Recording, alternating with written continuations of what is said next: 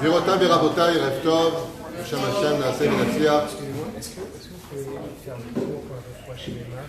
Juste un instant. D'abord, je dédie le cours pour la personne qui l'a acheté, qui s'appelle Caroline Chouchroun, pour la Refoua Shlema de tout le malade Israël Bichlalam et Anaël Myriam Bat Caroline. Amen. Bezrat Hashem, pour qui ce jour sera dédié. Pren Hashem Atov. Vous avez qui?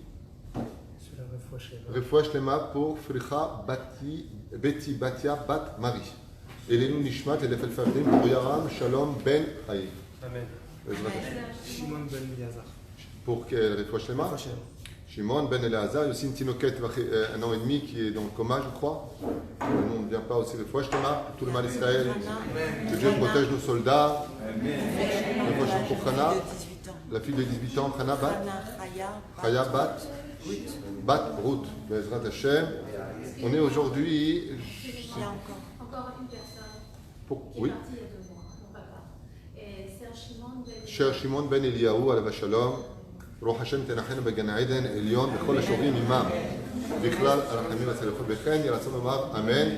Nous sommes ce soir mercredi dans la ville de Hadera Tibanem et Tikonen pour une série de cours qu'on avait fait sur les Shlom Bayit, et ce soir on parlera de 2 sujets qui sont très prenants, importants et qui peuvent être des événements heureux et des événements tragiques dans les couples. On en parlera en long et en large ce soir. C'est la belle famille et les amis. On va parler donc de 2 sujets, et ça nous concerne tous, même ceux qui ne sont pas encore mariés.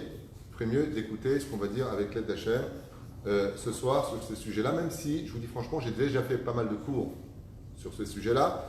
À cet insu, d'ailleurs, je vous invite, pour ceux qui n'ont pas encore acquis, d'acheter ce livre qui s'appelle Le Code du Bonheur. En général, je dis en rigolant, qui permet de frapper sa femme sur les épreuves, mais c'est surtout un mode d'emploi extraordinaire pour savoir comment guider sa vie une fois qu'on est marié. Parce que comme vous le savez tous, si l'amour rend aveugle, le mariage rend très vite la vue. Mais la reine, il est très important de connaître et de comprendre qu'au niveau technique dans la vie, eh bien, pour régler une vie de couple, il faut savoir où s'arrêter, comment parler, dans quelles circonstances parler, quand ça ne va pas, savoir s'exprimer. Tout tourne autour du dialogue, c'était le dernier cours qu'on avait fait. Puis là, on parle maintenant de la famille. Et ceux qui veulent comprendre aussi les caractères par rapport à ce personnage qu'on rencontre, ou qui va être nos enfants ou notre mari, vous avez aussi les mazalotes, qui n'a rien à voir avec le côté Mazal, Madame Soleil, mais qui a tout à voir avec justement comment mieux comprendre l'autre, quels sont ses tikkunim, et surtout comment s'adresser à lui pour construire une discussion, non pas détruire une discussion. 2 chefs-d'œuvre signés David Huidou, à votre service et en vente ici présent. Pour ceux qui regardent, le Pour ceux qui commander sur regardent, Torah Traim. pardon? Pour ceux qui regardent, pour le commander sur Torah Traim. Ah oui, vous pouvez commander ces livres-là pour ceux qui le regardent sur Torah Traim. Vous avez aussi d'ailleurs 2300 cours qui vous attendent sur tous les sujets que vous désirez. Voilà. Je tiens aussi à vous remercier du fond du cœur pour la chaîne de Télim qui a été faite pour mon hospitalisation et ma remise en forme, on appelle ça les convalescences en français. Convalescence. Shadow français, j'ai du mal avec lui. Donc la convalescence, on dit en hébreu la itosheshut, c'est tellement plus simple. Et donc Toda Rabba, Mikol Elev, pour en tout cas tous ceux qui ont participé à cela. Ma femme, toujours avec moi, grâce à Dieu. Que Dieu bénisse ton mari. Amen. Amen, amen. Voilà. Alors, le sujet de ce soir, c'est un sujet un peu problématique. Je dirais même qu'il est extrêmement difficile. Et il demande une règle de conduite qui, sans elle, c'est comme si je prends une voiture qui n'a pas de volant. Je vais droit dans un mur. Je vais m'expliquer clairement. Si on commence sans cet élément-là, on ne peut pas évoluer dans la vie. Automatiquement, plus fort. On ne peut pas, chers amis, c'est dur pour moi de parler plus fort, on ne peut pas évoluer sans cet atout. On ne peut pas régler les problèmes, surtout quand il s'agit de la famille, si on ne quitte pas un lieu pour se réfugier dans un autre lieu. Je vais m'expliquer clairement. Le pire ennemi de notre réaction, c'est qu'on prend tout à cœur. Il faut absolument quitter le cœur et rejoindre l'intellect. Si on ne réagit pas avec ça psychologiquement, t'as vu ce qu'elle m'a dit? T'as vu ce qu'il m'a fait? De toute façon, elle ne m'a jamais aimé. De toute façon, ça y est. On rentre automatiquement dans une espèce de caricature monstrueuse d'un personnage qui a commis une erreur, qui aurait dû s'excuser, mais qui va prendre une ampleur d'un tsunami. D'où est-ce que ça vient? Ça vient du fait qu'on réfléchit avec deux niveaux d'âme. Il y a ce qu'on appelle le nefesh, prendre les choses avec le ventre, c'est-à-dire le foie. Il y a ce qu'on appelle le ruach qui se trouve au niveau du cœur, et c'est là qu'est toute l'erreur de nos vies. On commet constamment des erreurs dans tous nos choix parce que les choix viennent du cœur. Et il y a un troisième degré qu'on appelle la neshama et qui, elle, vient de l'intellect. Si, par exemple, vous allez voir une personne, et c'est souvent ce qui arrive, pour lui demander conseil face à une situation, la personne vient en larmes, terrifiée, déboussolée, et t'as l'autre maintenant qui l'écoute. Et lui dit, bon, il vous a quitté, quoi. Il vous a quitté. Oui, si vous voulez.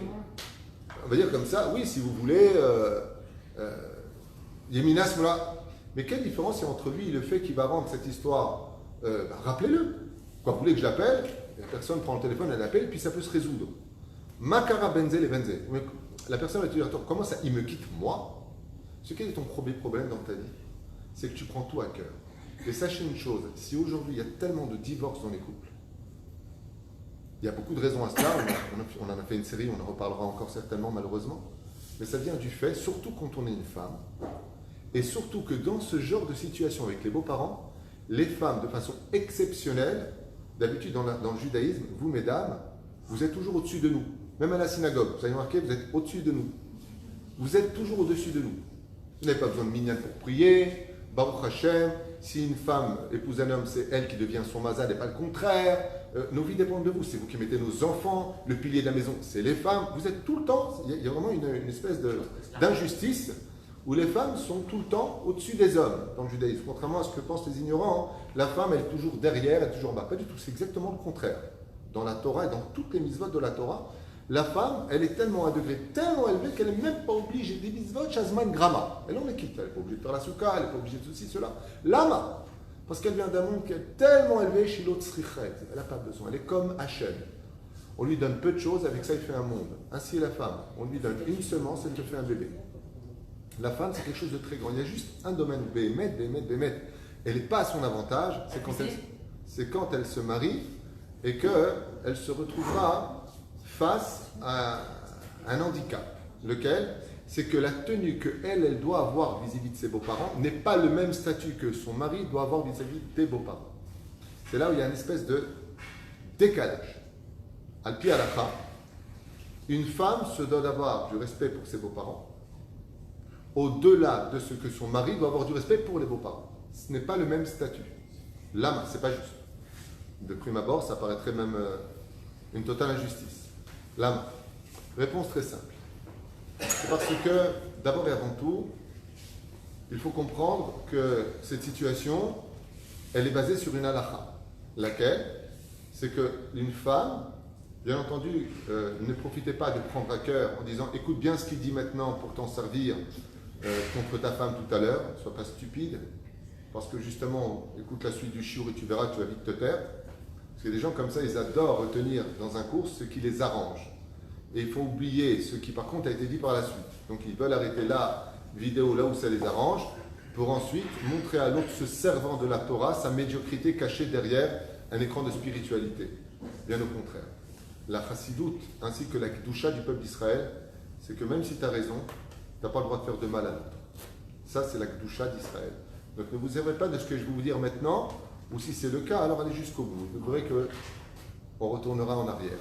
Quoi qu'il advienne, dans le judaïsme, dans la Torah, dans la halakha, la femme est tenue de suivre son mari. Ça veut dire qu'une femme, une femme est tenue de suivre son mari. Ça veut dire que si son mari lui dit on va, on va. Si son mari lui dit en 2019 de dire ça c'est très dangereux à une femme, en général s'il dit ça à sa femme il se prend une droite. Aval keikaron, isha, kshera, olechet lefi, baal. D'accord? C'est pour ça que la femme, le jour de la roupa, reçoit du mari. C'est à lui de lui donner un toit, des habits, à manger comme c'est marqué dans la Ketouba. C'est à lui de la protéger et la femme de façon naturelle en elle a besoin de cela. Qu'est-ce qu'elle aime comme mari? Un mari qui va la défendre, un mari qui va la relever, un mari qui... Je compte sur toi, j'ai besoin de toi. Mais la reine, c'est à double tranchant. D'un côté, nous avons le côté de la femme qui doit se sentir protégée, honorée, aimée par son mari et surtout relevée par son mari, complimentée par son mari. Ça, c'est une obligation que le mari va signer sur la ketouba. Donc, il ne faut pas l'oublier non plus. De l'autre côté, la femme, elle, oui, Nikret Isho, c'est pour ça que c'est un kinyan. Elle est appelée la femme de l'homme et donc elle doit suivre son mari. Shulchan Aruch nous dit, qu'est-ce qu'on appelle une femme cachère? Qu'est-ce qu'on appelle une femme cachère? C'est une femme qui suit la volonté de son mari. Bien entendu, si son mari lui dit saute par la fenêtre, elle ne va pas le faire. Mais si à la limite, elle habitait au rez-de-chaussée et qu'elle le ferait, elle en fait une grande misva. Ça paraît stupide à entendre, c'est comme ça du bien. Elle n'a rien à perdre. Au rez-de-chaussée, elle peut. Tu comprends? Velachen, étant donné qu'à l'halakha, une femme doit suivre son mari, bien entendu, il y a un problème. C'est-à-dire que, étant donné qu'elle doit suivre son mari dans la halakha, eh bien, même si vis-à-vis du Shulchan Aruch, il y a une grande marloquette de Rachagav entre le Ilkut Shimoni et la halakha. Je m'explique. Selon un midrash très connu qui s'appelle le Ilkut Shimoni, lui là-bas, il dit que le respect qu'on doit à ses parents sont les mêmes qu'on doit à ses beaux-parents. Ça veut dire que selon une opinion des Chachamim, le Kibboud Avahem, il est valable pour les beaux-parents aussi. La halakha n'a pas fixé comme le Ilkut Shimoni. La halakha nous dit qu'on doit respecter les beaux-parents pour deux raisons. Quelle première raison? Petit 1, ils sont plus âgés que toi. L'ifne sova takum. Tu te dois d'avoir du respect pour eux parce qu'ils sont plus âgés. Deuxièmement, qui est la raison pour moi la plus importante, ça s'appelle la gratitude. Que tu le veuilles, que tu ne le veuilles pas, celle qui est ton mari ou celle qui est ton épouse, si aujourd'hui tu es heureux avec elle, que tu l'aimes, c'est la mère de tes enfants, c'est le mari que tu voulais, c'est le père de tes enfants, tu ne peux pas être ingrat vis-à-vis de ceux qui l'ont fait grandir chez eux jusqu'à te l'amener sous la roupa. Donc tu as deux points que tu ne peux pas ignorer. Quand tu parles à tes beaux-parents, tu ne parles pas à n'importe qui. Tu as deux piliers sous tes jambes qui t'ordonnent à l'Pitora de ne jamais oublier. Et si tu me dis, ouais, enfin bon, tu ne connais pas mes beaux-parents, ils m'ont pourri ma vie, vient le Créateur du monde et te dit, est-ce qu'ils t'ont plus pourri ta vie que Pharaon qui a mis mes enfants en esclavage? Plus que ça, qui a tué mes propres enfants, qui tuait 150 bébés le matin, 150 bébés le soir, à ce point-là. Et pourtant, il n'y aura pas une prière, il n'y aura pas une fête, il n'y aura pas un seul souvenir sans qu'on rappelle Pharaon dans nos prières. Il n'y aura pas un seul moment où on ne rappellera pas la sortie d'Égypte. Pourquoi? Qui crève, Pharaon, il nous a pourri notre vie. Oui, mais il y a un problème. Lequel? Il vous a accueilli. Et donc quoi? Sauvez-vous. On ne peut pas quitter le pays jusqu'à ce qu'on demande la permission à Pharaon, 10e plaie d'Égypte, jusqu'à ce que Pharaon dise, vous sortez du pays d'Égypte. Pourquoi Dieu? Pourquoi? Il dit parce que la Torah elle repose sur 3 piliers, comme c'est marqué dans la 2e Mishnah du 1er chapitre de Masechet Avot. À la Torah, vers la Voda avec notre Sadim. C'est vrai. Mais ces 3 piliers-là, ils ont un pilier qui tient toute la Torah. Et sans ce pilier-là, tout tombe. C'est la gratitude. Celui qui n'a pas de gratitude dans son sang, il peut avoir autant de chapeaux, autant de barbes qu'il veut, autant de tzitzit, autant de kissouilles, autant de jupes. C'est un rachat d'amour. Toute la yahadout, c'est la gratitude. Toute la yahadout tient sur ça.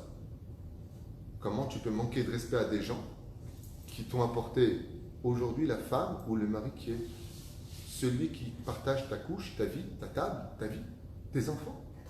Rien que vis-à-vis de cela, l'homme est chanema, ils t'ont tout apporté. Tout ce que tu vis comme bonheur, c'est grâce à papa et maman, même s'il s'agit ici de Bernard et Bianca. Non, ils étaient trop gentils, eux. Qui j'aurais dû prendre? Les Thénardier. Les Thénardier, c'est mieux, les Thénardier. Bianca, c'est pas. Les Thénardier, ils sont pourris, ils sont jaloux. On va y arriver. Mais la reine, pour pouvoir surmonter une telle épreuve, il faut absolument quitter les pensées du cœur et réfléchir uniquement avec l'intellect. Et si vous n'y arrivez pas, voir un spécialiste et lui expliquer la dimension exacte du sujet. Lui, il va les prendre avec cœur ou il va les prendre avec intellect? Intellect. Il va déjà poser une question directe, ce qu'on fait en général quand on est spécialisé dans le domaine de la psychologie. mon beau-père, ma belle-mère, les amis, peut-être, hein, il y a eu un problème. Dis-moi, lui, par exemple, ses parents, ils ont été... Non, il n'a pas connu son père. Hop, on commence. Ah, il n'a pas connu son père du tout. Non, il n'a pas connu. Il a été élevé dans une famille intègre. Il y a eu ça. Donc, tu peux arriver à un raisonnement où, à la fin, celui qui est venu porter plainte contre son propre beau-père dit oui, le pauvre, c'est vrai. On laissait tomber. Comment tu arrives à cela? J'ai quitté le cœur qui est très mauvais parce que les sentiments, ils ont une chose en eux, c'est qu'ils créent des ondes disproportionnées à la réalité. Quand tu prends quelque chose à cœur, alors je le dis souvent dans mes shiurim, les gens qui prennent tout à cœur sont des gens qui sont prisonniers de dimensions inimaginables, voire inimaginaires. Ils sont dans l'imagination. Ça veut dire pour un rien, ils vont pleurer, pour un rien, ils vont donner des dimensions. Il y a un truc qui ne marche pas, de toute façon, j'ai jamais eu de chance. Bon, de quoi tu parles? Le verre, il est tombé, toute ta vie, tu n'as pas eu de chance. Pourquoi? Tu as fait tomber un verre, il fallait faire attention, nettoie-le et achète un nouveau verre. Ma baya shalcha. Alcool d'abord, tu vas prendre la tête. Et sur chaque détail, on se prend la tête. D'ailleurs, c'est un des problèmes majeurs dans les couples, c'est que les hommes prennent moins à cœur ce qu'ils font, ce qu'ils disent, ce qu'ils pratiquent. Les femmes prennent tout à cœur. Ce qui fait que ça crée tout le temps un décalage quand il y a des discussions. Avec la fameuse phrase la plus connue de tous les couples, de toute façon, tu ne me comprendras jamais. Très connue dans les couples, signé Walt Disney. C'est comme ça, un malas. C'était la première règle de l'histoire. Le problème qu'on a, c'est que Baruch Hashem, pendant 6000 ans d'histoire, il y avait une notion qui a toujours été un frein à nos délires. Et ce frein s'appelle la honte. On a toujours un peu de honte. Vous connaissez la notion de c'est honteux? J'ai honte. Vous connaissez ça? Ça a toujours existé. Ici, je vois des personnes d'un certain âge, vous avez automatiquement connu cette notion de ça se fait pas, tais-toi. Nous sommes dans la génération de je te pète dessus, je dis ce que je veux, t'es pas content, tu crèves, j'ai pas de problème ni de conscience, ni de regret, ni de quoi que ce soit. On est dans la génération de chutzpah yizge, comme ça dit la Gemara dans Sota, même tête à Moudbek. Nous sommes dans une génération aujourd'hui où on n'a pas de problème de se fâcher, on n'a pas de problème de se maudire et on n'a pas de problème de se fermer la porte à clé sachant que l'autre est en train de mourir. Il n'y a pas de problème avec ça dans la mentalité d'aujourd'hui, à un tel point où la Gemara va donner une demi-phrase sur ce sujet-là, là-bas, et elle dira « Sache que la génération du Mashiach, il va se passer un événement jamais connu dans l'histoire. Quel est cet événement-là? Kala Kama Bechamato. » Voilà ce que nous dit la Gemara. Les belles filles, à la fin des temps, la génération du Mashiach, tu verras que les belles filles n'auront plus de problème de remballer les belles-mères. Chose qui avant, par contre, d'ailleurs ma femme en parlait la dernière fois, avant quand tu avais une fille qui rentrait dans la famille, il était de coutume sans rien lui dire qu'elle achète le cœur des beaux-parents, des beaux-frères, des belles-sœurs. Il y avait toujours ce côté d'intégration, de voilà la nouvelle Kala de mon fils. Alors, vous voulez que je débarrasse? Je sais pas, elle venait jamais les mains vides, par exemple. Elle montrait un côté très jovial, social. Allez, bon, il faut au moins une vitrine. Aujourd'hui, pas du tout. Elle vient, elle rentre, elle t'observe. Ni elle débarrasse, ni elle te dit bonjour. Ni elle t'apporte même pas un truc. Elle est là, elle te scanne. Vous allez bien? Très bien. Makara. J'ai pas besoin d'acheter ton cœur, j'ai pas peur de te perdre, j'ai pas peur de perdre quoi que ce soit, j'ai peur de rien. On est dans une génération me'od meyuchedet. Et c'est pour cela qu'aujourd'hui, les tsareno arabes, il faut savoir quelque chose qui va peut-être vous choquer, mais on peut dire que 37 à 40% des divorces ont lieu à cause des choses extérieures. Moi, je le vis pratiquement tout le temps. Les gens viennent pour un problème de shlom bait, mitbarer que le problème, il ne part pas une seule fois d'eux-mêmes. Parce que moi, je leur dis, mais excusez-moi, vous, quand vous êtes en vacances en tête à tête, ça va, vous? Ah oui, nous, ça va très bien. Je dis, alors pourquoi vous me dites que vous avez un problème de shlom bait? Ben alors, comment on appelle ça? Je dis, un problème familial. Pas tout confondre. Et les gens disent en face, bêtement, bon, appelez ça comme vous voulez. Je dis, non, mais c'est très différent. Parce que si vous dites que vous avez un problème de shlom bait, ça peut finir par un divorce. Si vous me dites que vous avez un problème à régler avec, en dehors de votre famille, la belle famille, ça change de titre. Si ça change de titre, ça change de dimension. Et le couple me dit en face, ah oui, c'est vrai que nous, dans l'absolu, on n'a pas de problème. Nous, entre nous, non, nous, on n'a pas de problème. Le problème, c'est ma belle-mère, il faut que je vous en parle. Le Problème, c'est mon beau-père. Problème, c'est le beau-frère. Problème, ça s'appelle un problème de famille. C'est pas un problème de Shlom Bayit. Oui, mais au deuxième degré, ça finit par nous toucher. Alors justement, remettez ça à l'extérieur de votre famille. La reine B'Siyata Shmaya, nous allons voir ce que dit la Torah, ce que moi je vous enseigne, chers amis, c'est pas ce que je pense. Toutes mes connaissances ne sont basées que sur les livres de la Gemara, de la Halacha, quelques notions de Zohar. Il n'y a rien de moi, il n'y a rien de personnel dans ce que je vous enseigne.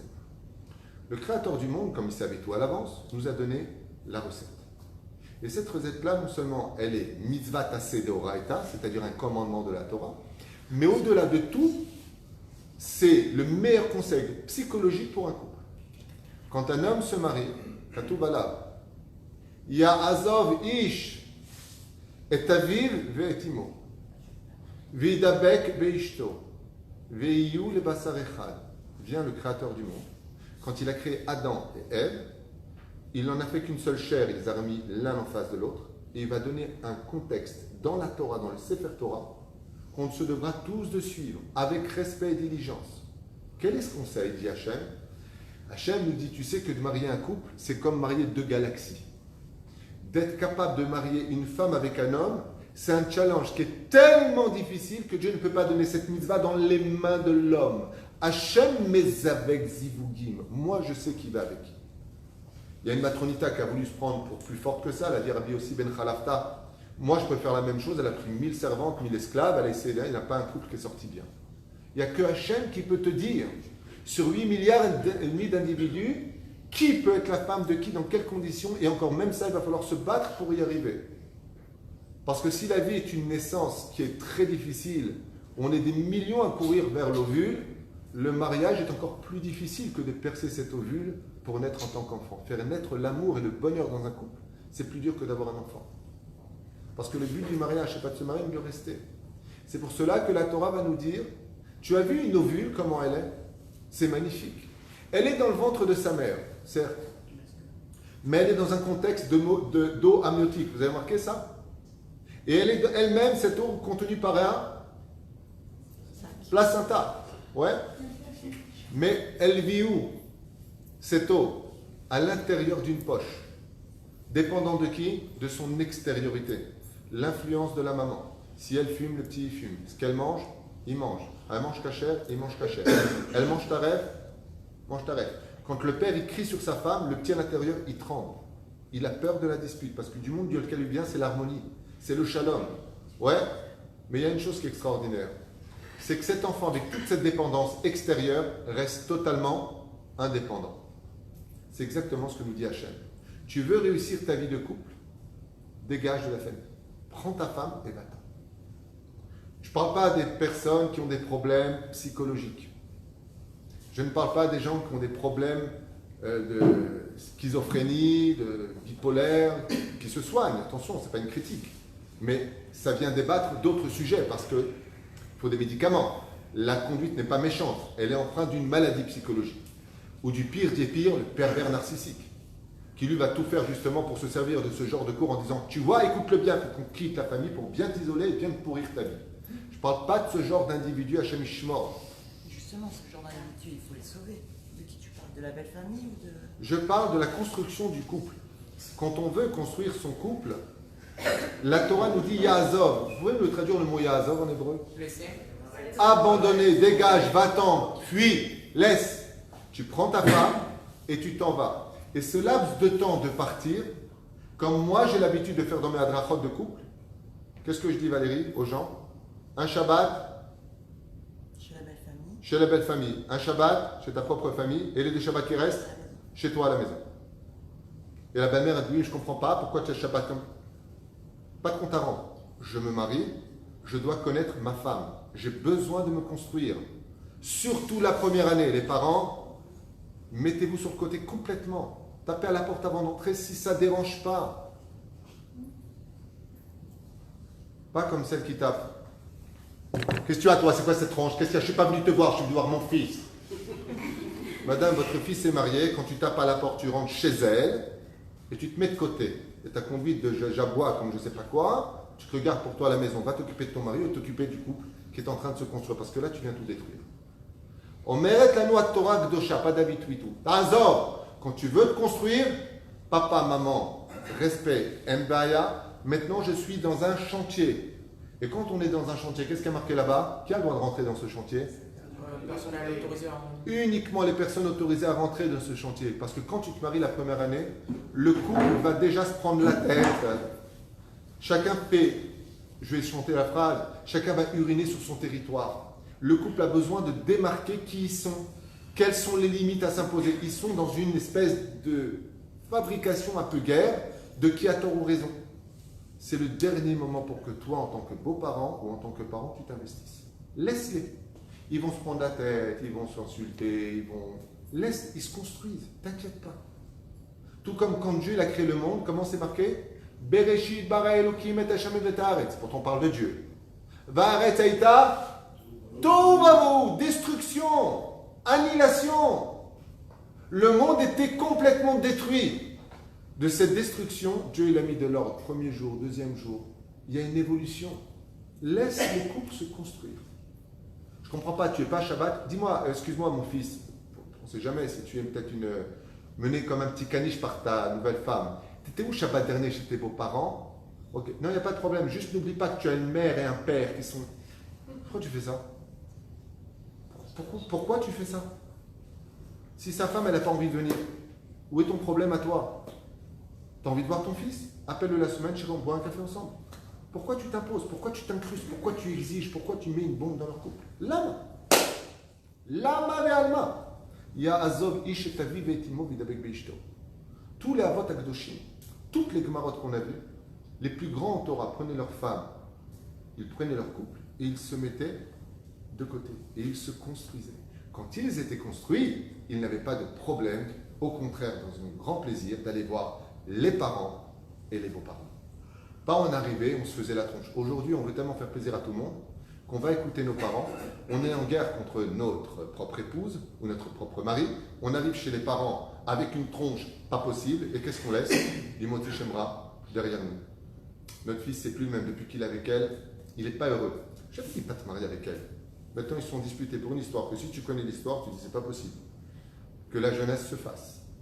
Mais pourquoi tout ça? Parce qu'on n'est même plus capable de laisser le temps au temps de réparer nos blessures. On a le droit de se vexer, on a le droit de ne pas être bien, mais le problème qu'on a, c'est qu'on a de la tension. La Torah nous dit Pashut Me'od. Celui qui veut écouter des conseils, les écoutera. Comme moi je le dis dans mes Adrachot. Par mois, un Shabbat chez papa et maman à droite, un Shabbat chez papa et maman à gauche, 2 Shabbats chez toi à la maison. Tu peux inviter tes beaux-parents, ça veut dire que tu ne les vois pas. Aval, construis-toi, mange du pain de ta femme, apprends à connaître ta femme.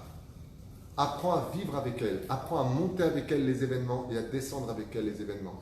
Apprenez à vous connaître à un tel point où vous ne ferez qu'un dans votre façon de vivre parce que vous vous connaissez parfaitement. Si ce n'est pas le cas, eh bien ce qui va se passer, c'est que votre vie privée va être mise dans le salon des beaux-parents qui vont tout de suite, Zoro est arrivé pour le bien-être du couple.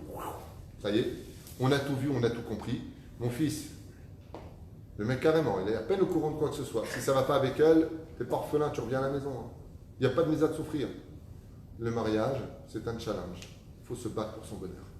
Qu'est-ce que tu veux? Tu as dit tout à l'heure que c'était écrit que c'est la belle-fille qui montera sur la belle-mère. Oui. Il n'y a pas écrit que c'est la belle-mère qui fera des problèmes.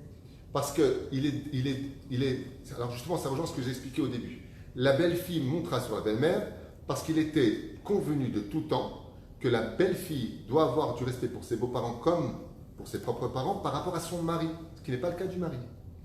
Donc, dans le cas absolu, le problème qu'on a, c'est que la femme, par exemple, le mari va dire non, on va chez mes parents Shabbat. Étant donné que la femme, dans ce cas, elle est assujettie à suivre son mari, elle est obligée de s'arranger vis-à-vis des beaux-parents. Ce qui paraît injuste à nos oreilles, je le reconnais. Aval, c'est une halakha. C'est-à-dire, c'est comme ça que ça se passe. Et de tout temps, les belles filles, quand elles rentraient, elles faisaient comme ça. Bon, allez, arrête, prends pas tout à cœur, tu connais ma mère, elle est tunisienne, elle est algérienne, elle est marocaine, chacun sa culture, d'accord? Et puis, on va en parler, mais je ne voudrais pas parler maintenant. Mais il y a beaucoup d'erreurs qui sont faites aussi vis-à-vis des beaux-parents. Par exemple, le respect de l'autre. Moi, je ne sais pas, souvent on parle d'éduquer les enfants, mais c'est les parents qu'il faut éduquer. Moi, quand des fois il m'arrive de voir des scènes à la maison où la mère du bébé dit « Non, je ne veux pas qu'il mange ». Tu as la belle-mère qui vient, qui prend le petit et qui lui donne un biberon. C'est inadmissible. C'est des handicapés mentaux, ces gens-là. Et en plus, ils ont tous le même refrain. Qu'est-ce qu'ils te disent? Dis-moi, ton mari, qui c'est qui l'a élevé? Si la mère, elle dit tu touches pas, tu touches pas. Si la mère, elle te dit, c'est du savoir-vivre. Seulement, il y a le côté un peu blata. Il y a le côté un petit peu mal éduqué. Et c'est souvent comme ça. Quand, par exemple, la famille est religieuse. On en parlait à la fin du cours, c'est évident. Et que les beaux-parents ne sont pas religieux. Ils sont traditionnalistes. Mais attention, ils aiment bien la Torah. Et que la famille mange strictement kasher, halak. Et que papa et maman, ils viennent en vacances. Et là, ils s'imposent. Bon, Ali, à 6 euros qui ont payé l'appartement, t'es mort. Parce que quand ils viennent chez toi, ils sont chez eux et ils te font bien ressentir que tu es chez eux. Quand on s'en ira, vous serez chez vous. Ça s'appelle des cadeaux empoisonnés. On va faire un appartement, quoi, la cavote. Tu vas pas me le remettre constamment sur la... Donc, qu'est-ce qui se passe? Il se passe que quand ils sortent le petit, par exemple, et que la femme, avec son kissouille sous le soleil, en train de subir la moiteur du pays, c'est 80% d'humidité, qui fait attention, qui se serre la ceinture pour mettre son fils dans un Talmud Torah, et tu as la belle-mère qui vient, et le petit dit, c'est maman, on a mangé un hamburger. Quel hamburger? Quel truc? Et je vous avais dit de ne pas l'emmener là-bas. Oh, ça va, tu me saoules. Il y a un problème. Dans ce cas-là, c'est une mitzvah pour les parents de ne pas donner l'enfant aux grands-parents. Il n'y a plus de respect des parents dans ce cas-là. Ça ne veut pas dire qu'on va les envoyer balader, ça ne veut pas dire qu'on va leur manquer de respect, mais c'est de leur expliquer, nous avons des conditions, si elles ne vous conviennent pas, je ne peux rien faire pour vous. Restez à sa place, mais pas sur le dos de l'éducation de nos enfants. Le problème qu'on a, c'est que ça se traduira par, bon, en tout cas, tu connais mon numéro de téléphone quand la banque, elle t'appelle. Les gens font des amalgames. Et sur le dos de pouvoir aider ses propres enfants ou sa belle famille, eh bien, très souvent, on se permet de jouer les macros sur des situations qui sont inadmissibles, alors que la Torah te demande justement, quand tu es un bon beau-père, une belle belle-mère, si tu veux être un pitorak et massé à vote, eh bien, tu sais ce que tu fais? Quand tu maries ton enfant, tu fais 2 pas en arrière, et si tu fais un pas en arrière, c'est parce que le couple te l'a demandé. S'il ne te l'a pas demandé, reste à ta place, et je te conseille même plus que ça. Occupe-toi de ton couple avant de dire aux autres ce qu'ils ont à faire, parce que le tien, c'est loin d'être un exemple. Nos beaux-parents, et nos belles-filles et nos beaux-fils ne sont pas idiots. Très souvent, il arrive que le père lui-même soit un divorcé, ou qu'à la maison, ils se déchirent, et puis viennent donner des leçons de morale à la belle-fille, parce qu'elle a mal répondu à son mari en public, ou alors qu'elle n'en pouvait plus, alors que lui-même, c'est une catastrophe avec sa femme. Il y a beaucoup de choses qui ne vont pas dans ce domaine, mais j'ai sauté des étapes à cause de cette question-là. Je voudrais revenir en un, parce que c'est des sujets qui sont tellement importants et violents que de monter chaque étage avec sagesse pour construire un cours sur les beaux-parents et la relation avec les amis demande énormément de temps. Et le temps, on n'en a pas beaucoup, parce qu'on aussi va en prendre tout à l'heure pour Paris, si Dieu veut. La reine, ici à Ishmaïa, je voudrais revenir un petit peu en arrière. Nous avons, d'un côté, un respect à avoir vis-à-vis de nos beaux-parents, qui est personnes âgées, personnes à qui on doit tout notre bonheur parce qu'on a épousé leur fille ou parce qu'on a épousé leur fils. Deuxièmement, quel est le respect alpi halakha qu'on leur doit? On vient de le dire. Seulement, il y a aussi autre chose.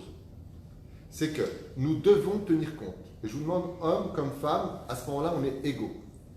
On doit absolument tenir compte qu'il est du devoir du fils qui vient de la famille ou de la fille qui vient de la famille de prendre, même de façon consciente, la défense du nid qui t'a fait grandir. Je m'explique.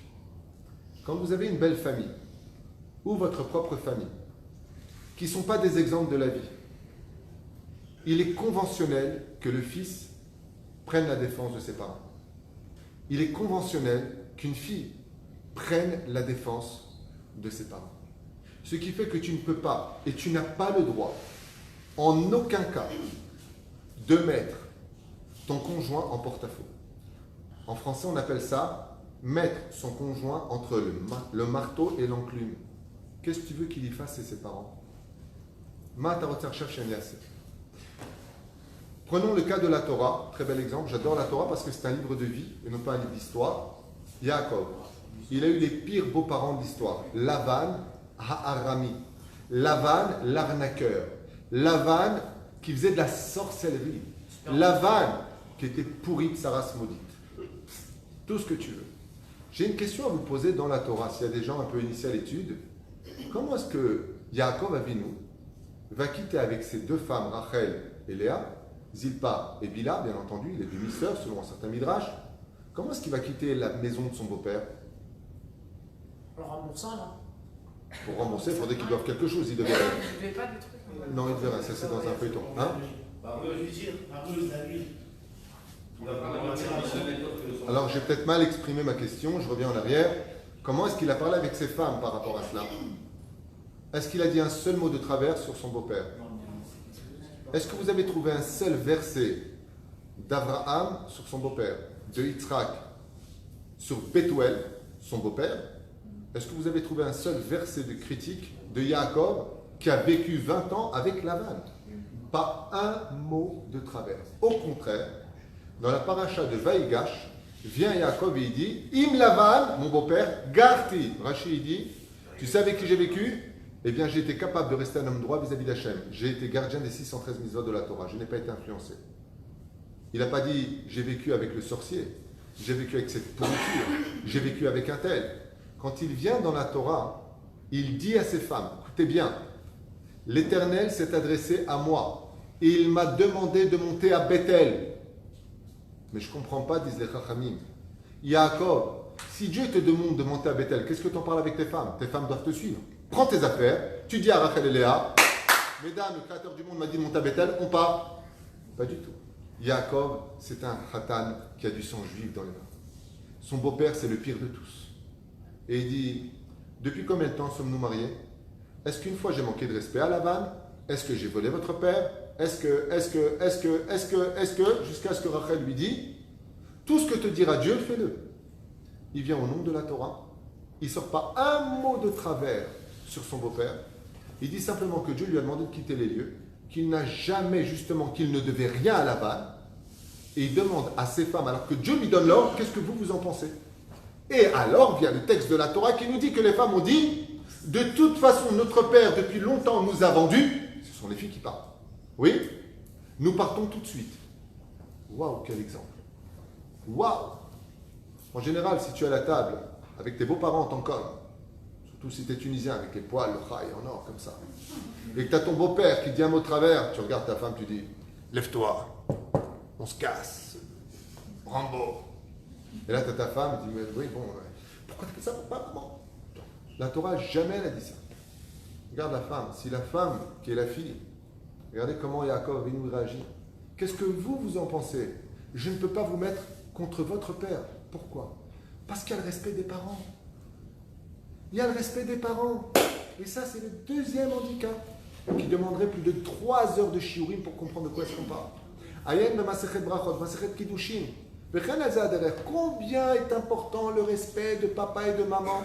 Car une femme mariée, même si son mari passe avant le respect des parents, oui, elle n'en est pas moins assujettie à respecter son père et sa mère.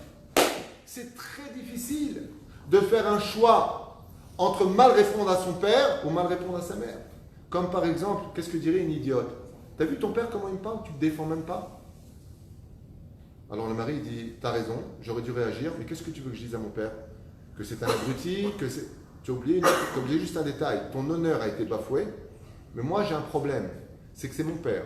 Si ce n'avait pas été mon père, je lui aurais mis un point sur le visage. Mais c'est mon père, je fais quoi? Tu veux que je manque de respect? Je peux pas. Alors on fait quoi? Alors on prend du recul. C'est vrai que c'est difficile. Mais qu'est-ce que tu veux que ton mari y fasse si ses parents, lui, te manquent de respect? S'il leur manque de respect, il a tout raté. Asma aussi. Il peut régler l'histoire sans manquer de respect. Alors, Bevadaï Sheken, mais on attend sur place. Après, le fils, il vient, il parle à son père en disant regarde, papa, tu es très dur avec ma femme. Chaque fois qu'elle vient, tu lui en mets plein la tête. Daï, ça la vexe. Maintenant, elle a plus envie de venir, tu comprendras que. Mais la femme, elle lui dit quoi après? Il a fallu que je te pousse pour que tu ailles lui parler. Mais sur place, c'est compliqué. Je voudrais vous sortir 2 cas de figure et vous me dites ce que vous en pensez. Je vous mets en juge. Vous voulez écouter? Vous allez être juge d'une situation. Mon épouse et moi, bon, moi c'était pas mon cas, j'avais des beaux-parents. Mon beau-père est décédé, extraordinaire, donc j'ai rien à dire. Ma belle-mère, que Dieu la bénisse, un diamant, Baruch Hashem. Et imaginez que j'aille maintenant, je prends juste cet exemple-là parce qu'il ne peut pas se réaliser. Je vais chez mes beaux-parents et les beaux-parents ont été odieux avec moi. Pas de respect, à quoi tu sers? Heureusement qu'on t'a donné notre fille, sans nous tu serais rien. Imaginez des mots comme ça, d'accord? Tout ce qu'il faut à table, comme aiment bien le faire certaines personnes pour mettre leur ambiance pourrie sur la table du Shabbat. Ok? Maintenant, moi je sors et je dis à ma femme, écoute bien ce que je vais te dire, plus jamais on remet les pieds dans cette maison. Je n'aime pas tes parents, je ne veux plus jamais en entendre parler. T'es pas content, tu retournes chez eux. Premier cas de figure. J'ai raison ou pas? Bon, bah oui. La fille elle dit oui, hein, donc. C'est légitime. Pourquoi non? C'est légitime. Au contraire, j'ai pas répondu, je m'en vais, je veux plus les voir, c'est mon droit. Pas de bisayon. Il ne m'aime pas, il me critique. Ce que je fais, c'est pas bien. Je suis un bon à rien. Sans ça, je serai pas là. J'ai compris que pour toi, je vaux rien. Donc, puisque je n'existe pas, pourquoi venir chez toi? Résultat des courses, premier cas de figure, légitime, c'est de dire tout simplement Habibi Aini. Tes parents, c'est tes parents. Je leur manque pas de respect. J'essaie jusqu'à la fin. Birkat Amazon, on est sorti. Moi, personnellement, je fais un pas sur eux. C'est mon droit, puisque je leur dois du respect qu'en tant que personne âgée et Akaratatov. Eux non plus n'ont pas de Akaratatov vis-à-vis de moi. Pourquoi? Je suis celui qui a épousé leur fille, le père de leurs petits-enfants. Zegam retroverso. La reine. Premier cas de figure, on peut l'accepter ou pas. Deuxième cas de figure, je sors et je dis à ma femme, dis-moi, qu'est-ce qu'il a ton père? Il n'avait pas l'air bien ce soir. On rentre dedans, machin, mais sache une chose. Ne juge pas mal, je le connais, il n'est pas mauvais au fond de lui. Il avait envie d'exister sur mon dos. Bezrat Hashem. Bon, j'espère que toi tu vas bien. Moi j'ai pris Béhava, prends le Béhava, on n'a pas le droit de les juger, ce sont des personnes âgées. Bon Kadem. Je vous pose une question. Ça, c'est le rêve, ça. Ça c'est le rêve. Il y a le projet, il y a le rêve. Si vous étiez du côté de la femme, est-ce que vous seriez heureuse d'un tel langage? Oui. Maintenant écoutez bien la suite, je voudrais entendre les femmes s'il vous plaît. Moi je suis maintenant votre père, qui a été rkikoubli pendant le Shabbat. Bon ma fille, vous venez Shabbat, qu'est-ce que vous me dites vous de vous-même? Ah non.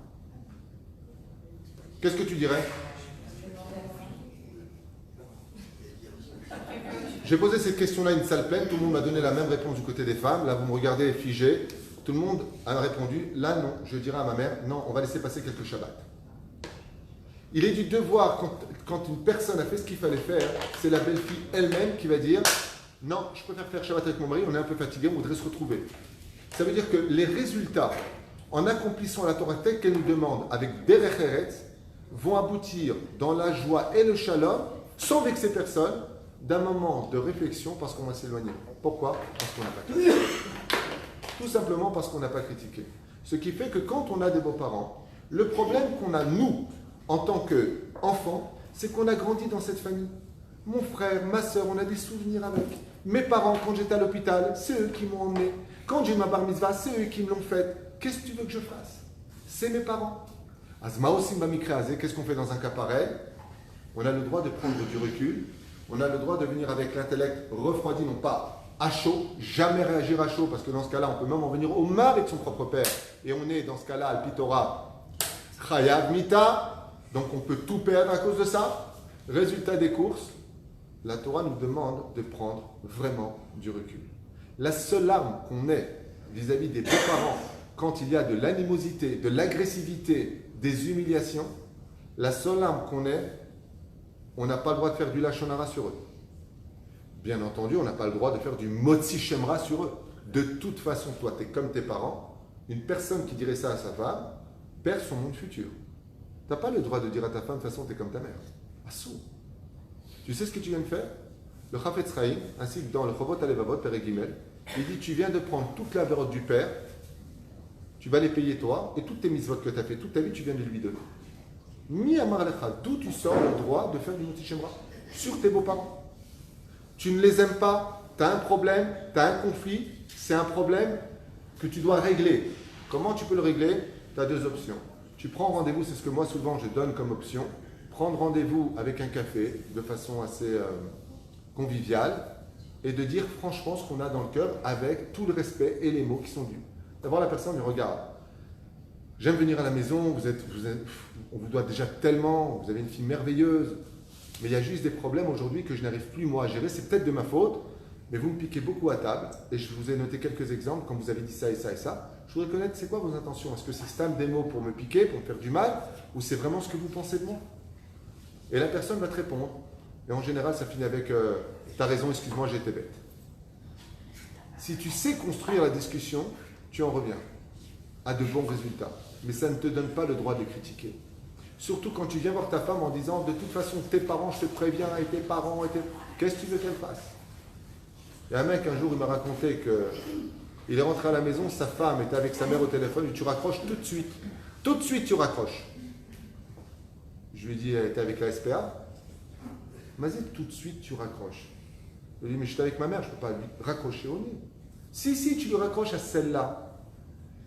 Alors, j'ai une bonne nouvelle pour ceux qui ne sont pas mariés. C'est que je veux quand même vous prévenir un petit peu à l'avance. Tout comme d'un côté, chers amis, on doit se construire en tant que couple un peu loin de la famille pour se construire, pas pour les fuir. J'ai quand même à vous annoncer que quand on se marie avec une femme ou avec un homme, on épouse sa famille. Il serait temps d'arrêter avec cette philosophie mensongère en disant quand on épouse une personne, on n'épouse pas sa famille. Zélo nachon. Zélo nachon. Quand tu te maries avec une personne, fais attention. Regarde bien où tu mets les pieds. Regarde bien qui est la famille. Regarde bien qui sont les beaux-frères. Et tu sais pourquoi? Parce qu'ils seront à ta table et tu seras à leur pendant les fêtes. Tu ne peux pas les éviter. Il y aura la bar mitzvah de ton fils, mon pote. Il y aura le mariage de tes enfants, mon pote. Et puis ceux de tes petits-enfants. Et ils seront là. Dinosaures peut-être, mais ils seront là. Tu ne peux pas éliminer une famille qui a fait grandir la rose qui est dans ton univers. Tu ne peux pas l'éliminer. Quand tu te maries avec une fille, tu épouses ses beaux-parents, sache-le. C'est une famille. D'ailleurs, tous les rabbinim le disent. Dans toutes les choupotes, comme je l'ai dit encore hier soir, à Tel Yitzhak, je suis parti faire une choupa, il y avait 2 belles familles comme ça, avec beaucoup de joie. Et je leur dis, la plus grande bracha que je vous souhaite, la plus grande réussite que je vous souhaite, c'est que pendant les fêtes de Pessah, Shavuot et Sukkot, vous soyez capables d'être tous à la même table. Shabbat, Yom Tov.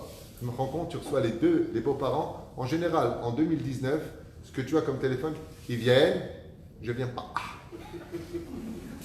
C'est-à-dire placer des gens, aujourd'hui c'est une stratégie militaire. À table, hein, je ne peux pas dire dans un mariage, à table. Celui-là, il ne parle pas avec celui-là, la belle-mère, elle ne parle pas avec la belle-mère. C'est Wouah, Rasra. Alors que la plus grande bénédiction, c'est de faire une plus grande famille. Arrête, vous allez être grand-père, vous allez être grand-père, il y a les enfants au milieu. Ouais. C'est pour cela que les beaux-parents, je m'adresse à eux aujourd'hui. Vous devez, avec l'aide d'Hachem, après je m'adresserai aux belles-filles, ne vous inquiétez pas. Mais pour les beaux-parents, j'aimerais juste vous dire une chose. Si vous voulez m'écouter, si vous vous écoutez, allez dans votre monde et assumez vos erreurs ou pas. Quoi qu'il advienne, n'intervenez jamais dans la vie de vos enfants. Si vous demandez des conseils, donnez-les leur. Mais construisez les choses. C'est très facile de divorcer aujourd'hui, c'est beaucoup plus difficile de refaire sa vie. Et vous n'avez aucune garantie que votre fille trouvera mieux que ce qu'elle avait avant. Ce n'est pas garanti non plus. Ma mère m'a raconté, que Dieu la bénisse, elle et son fils, qu'une fois, bon, en Tunisie, comme au Maroc, ils se mariaient très jeunes. Je crois 13 ans et demi, 14 ans, elle était déjà mariée. Et une fois, elle s'est prise la tête avec mon père. Vous savez ? Ma mère m'avait raconté, que Dieu lui donne une bonne santé, qu'elle était partie de chez elle et elle a tapé à la porte de sa mère. Et elle m'a raconté que sa mère n'a pas voulu lui ouvrir la porte. Elle lui a dit, tu retournes chez ton mari, ça ne me regarde pas tes histoires. Tu retournes là-bas et tu te débrouilles. Ça a fait ce renvoi. Ça a donné 9 enfants, donc je suis le dernier. Mais si elle avait ouvert la porte en disant, qu'est-ce qu'il t'a fait, qu'est-ce qu'il y a, rentre ma fille, on n'a pas besoin de lui.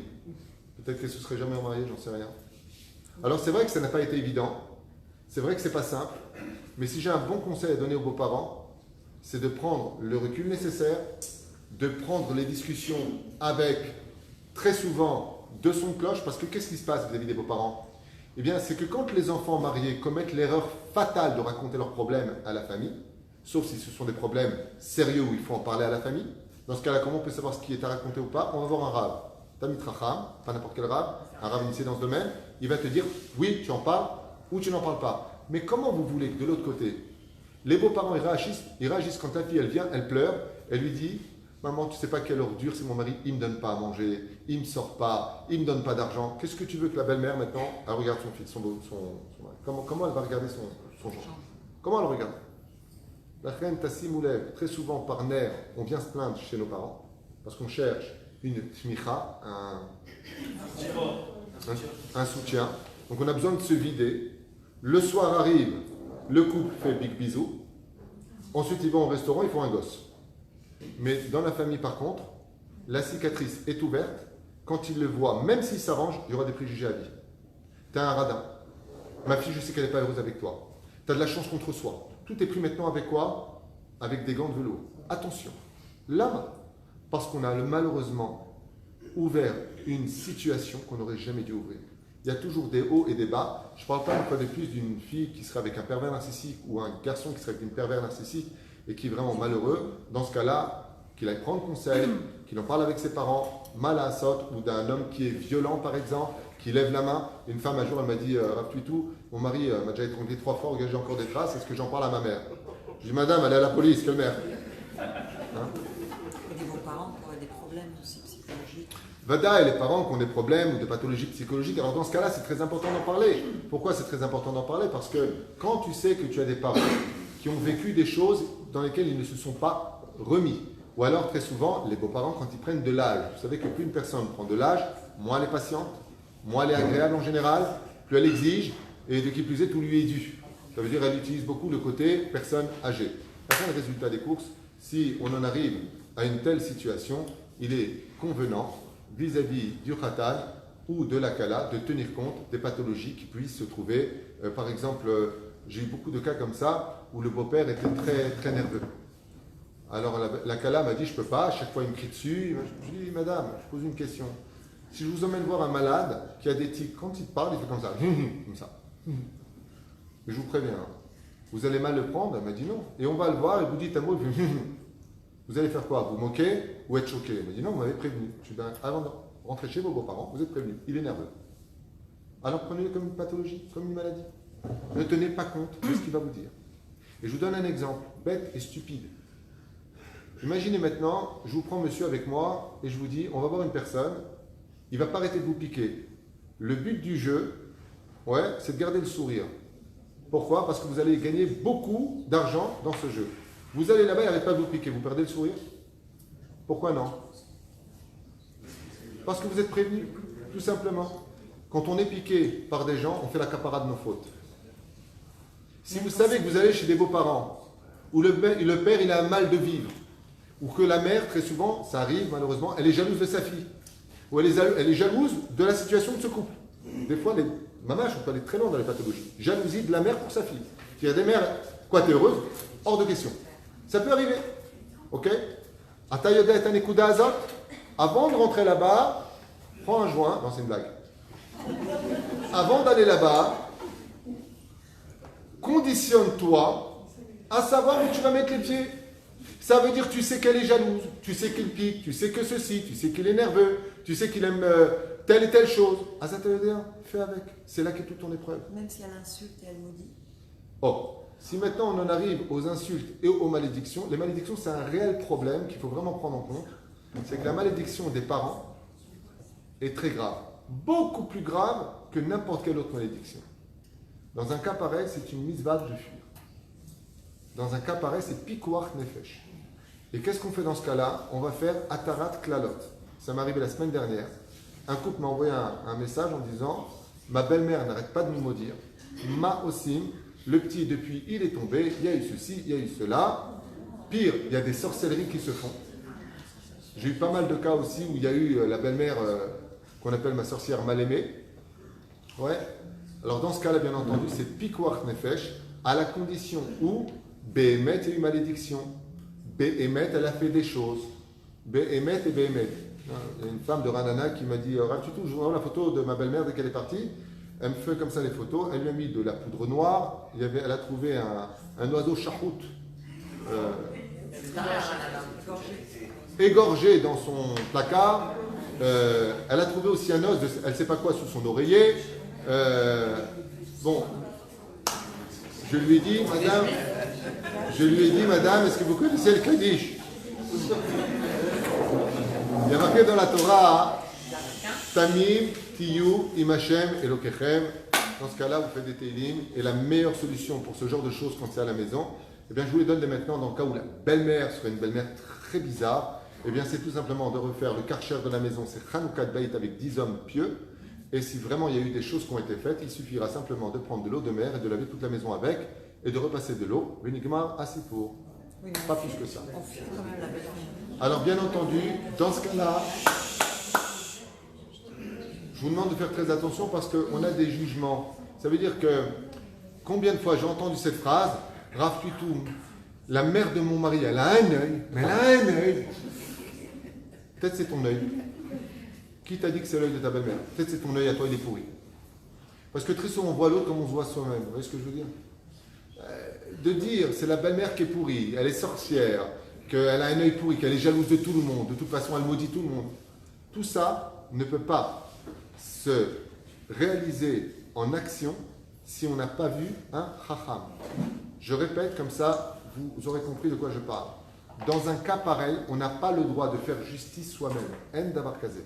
On va avoir un Talmid Chacham. Le Talmid Chacham, si c'est un vrai Talmid Chacham, va demander des preuves. Si tu les as pas, tu dégages. Il faudra des preuves. Dans ce cas-là, le Talmid Chacham, il connaît le respect des parents, il connaît la situation, peut-être qu'il connaît lui-même les parents, peut-être que lui-même va appeler les parents, il fait une réunion générale, il va trouver une solution pour construire un avenir. S'il voit après tout cela qu'il n'y a pas d'avenir, alors comme Rabbi Yochanan et Rabbi Yosef, vous connaissez son histoire? Yochanan ben Zakkai ou un autre? Non, un autre. Rabbi Yochanan de Jérusalem. Ah, je connais. Tu connais pas, moi je connais. La Gemara nous raconte comme ça que Rabbi Yosef Miskin, il avait une mère, touche à personne. Elle était jalouse. Chaval à l'azman.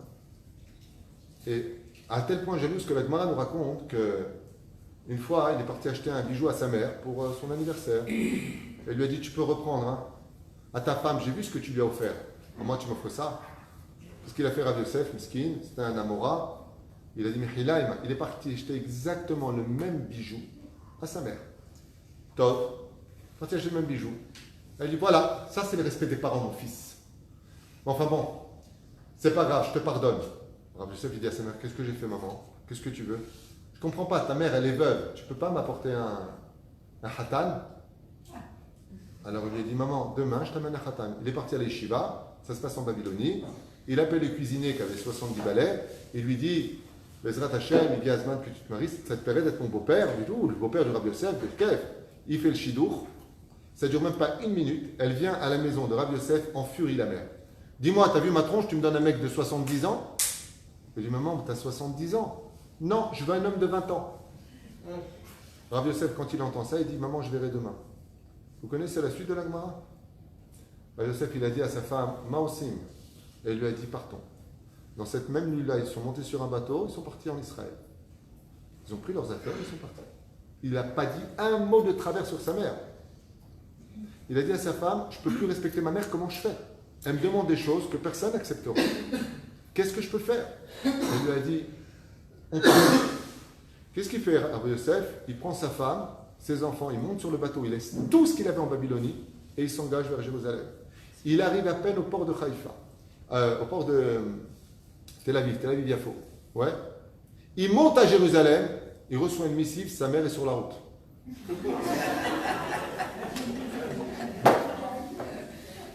Il vient voir Rabbi Yochanan.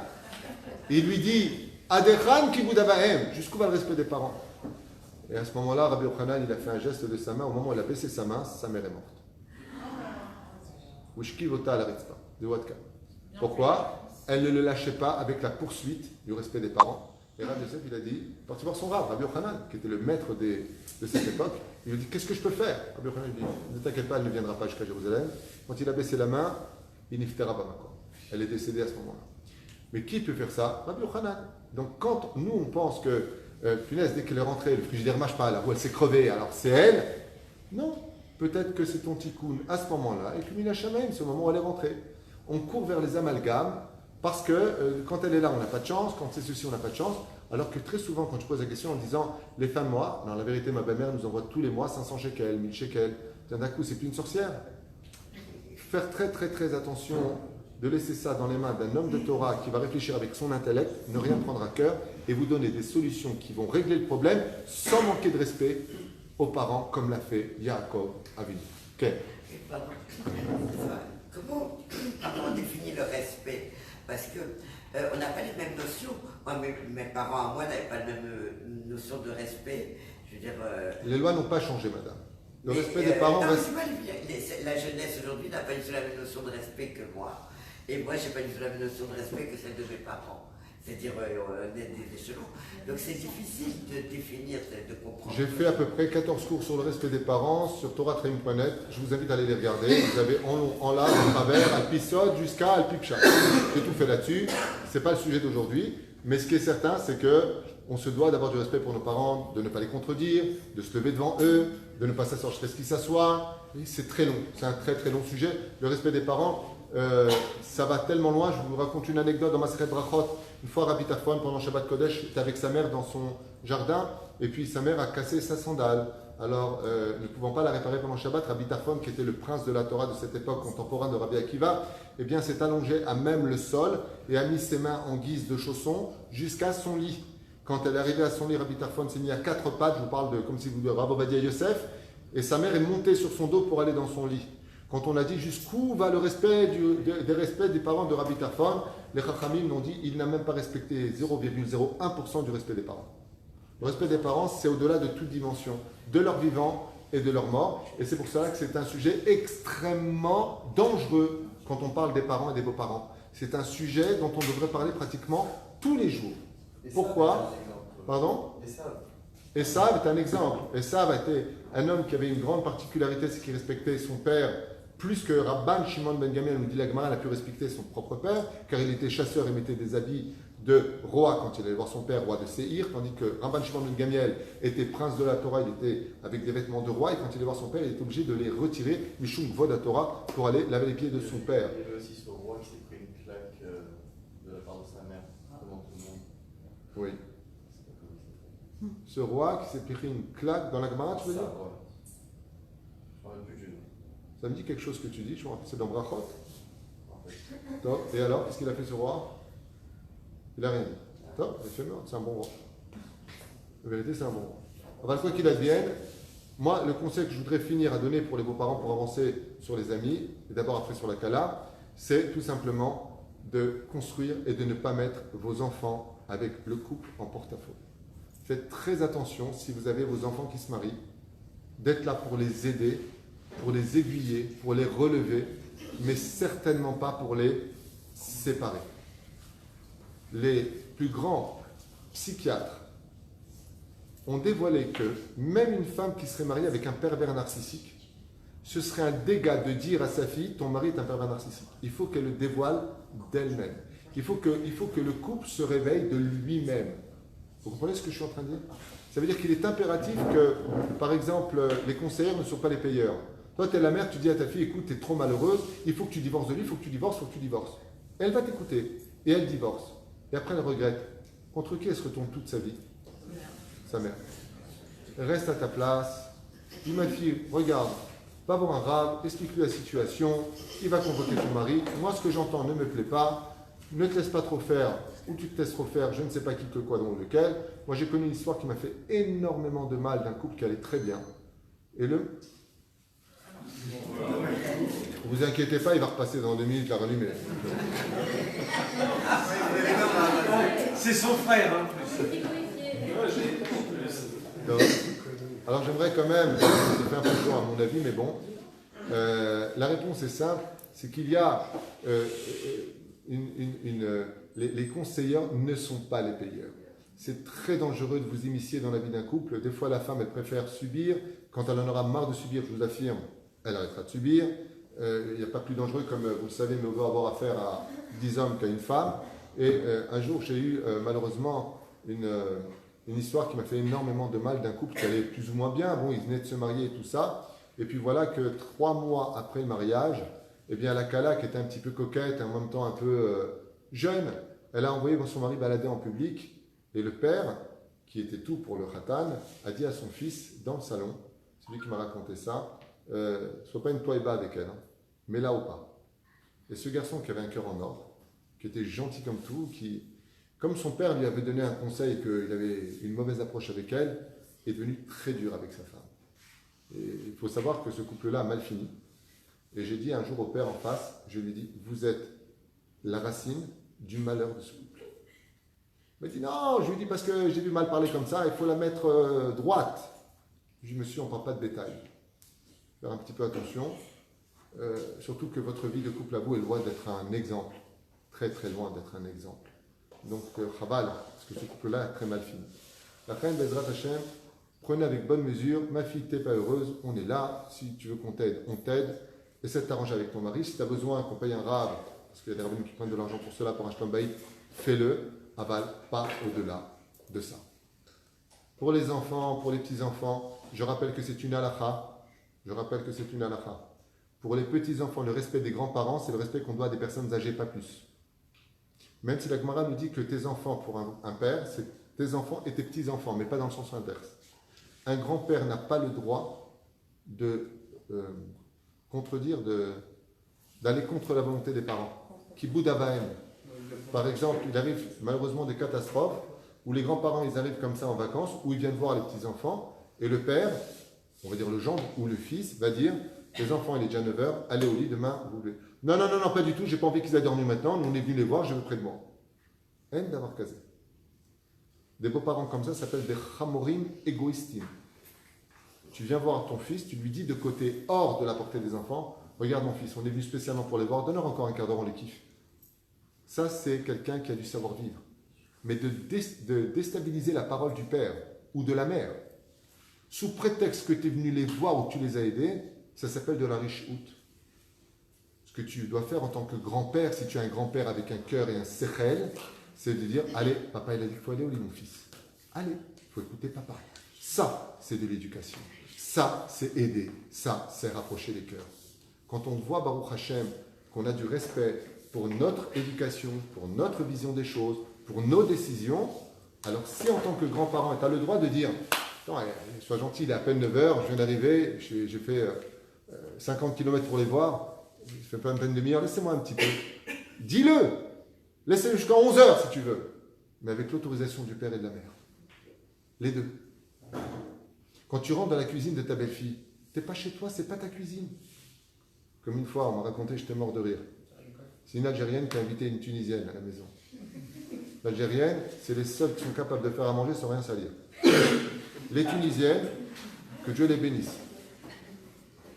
Quand elles passent, elles n'ont pas de problème de dire, bon, c'est pas grave, après on ramasse tout.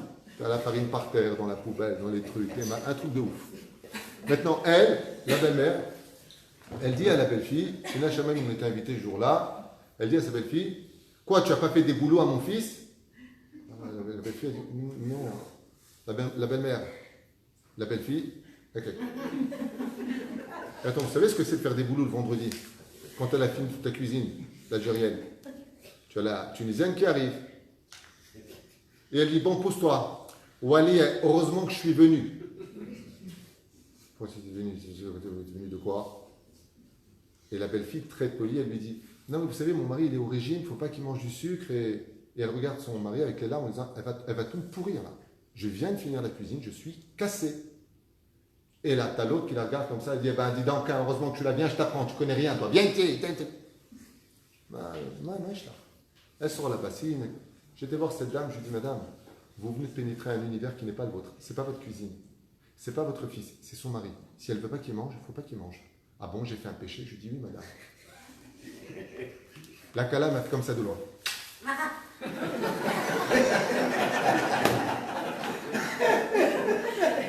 Maximum, prépare-les chez toi tes boulots. Tu les amènes comme cadeau. Et si la femme, par exemple, imaginez maintenant, la femme, elle fait attention à son mari pour le régime, tu as la belle-mère, donc la mère dit, donne une part de gâteau à mon fils. Non, madame, il est au régime, je fais très attention à lui, il a déjà perdu 14 kilos. Tu me saoules, toi, avec ton régime, qu'est-ce que j'en ai à faire? Shabbat, on grossit pas. D'abord, on grossit, juste que tu le vois le dimanche soir. Et si la femme, elle a dit non, c'est non. Toi, en tant que belle-mère, en tant que mère, tu te mets de côté. Ah, je ne savais pas, ma fille. D'accord. Tu veux, toi, une tranche? Voilà comment tu dois réagir. Tu veux construire un couple normal? Reste à ta place. En fin de compte, vous savez ce que je suis en train de vous dire? Je parle de gens normaux, hein, parce que tout le reste, c'est anormal. C'est blata, c'est je m'impose, c'est je t'oblige, c'est je te fais dessus. C'est pas joli. C'est pas de la Torah, c'est pas du savoir-vivre, et ça ne fait que détruire. Et vous savez ce qui se passe quand après les gens ils partent? Ça fait la haine du Beth Amikdash pour lequel il a été détruit.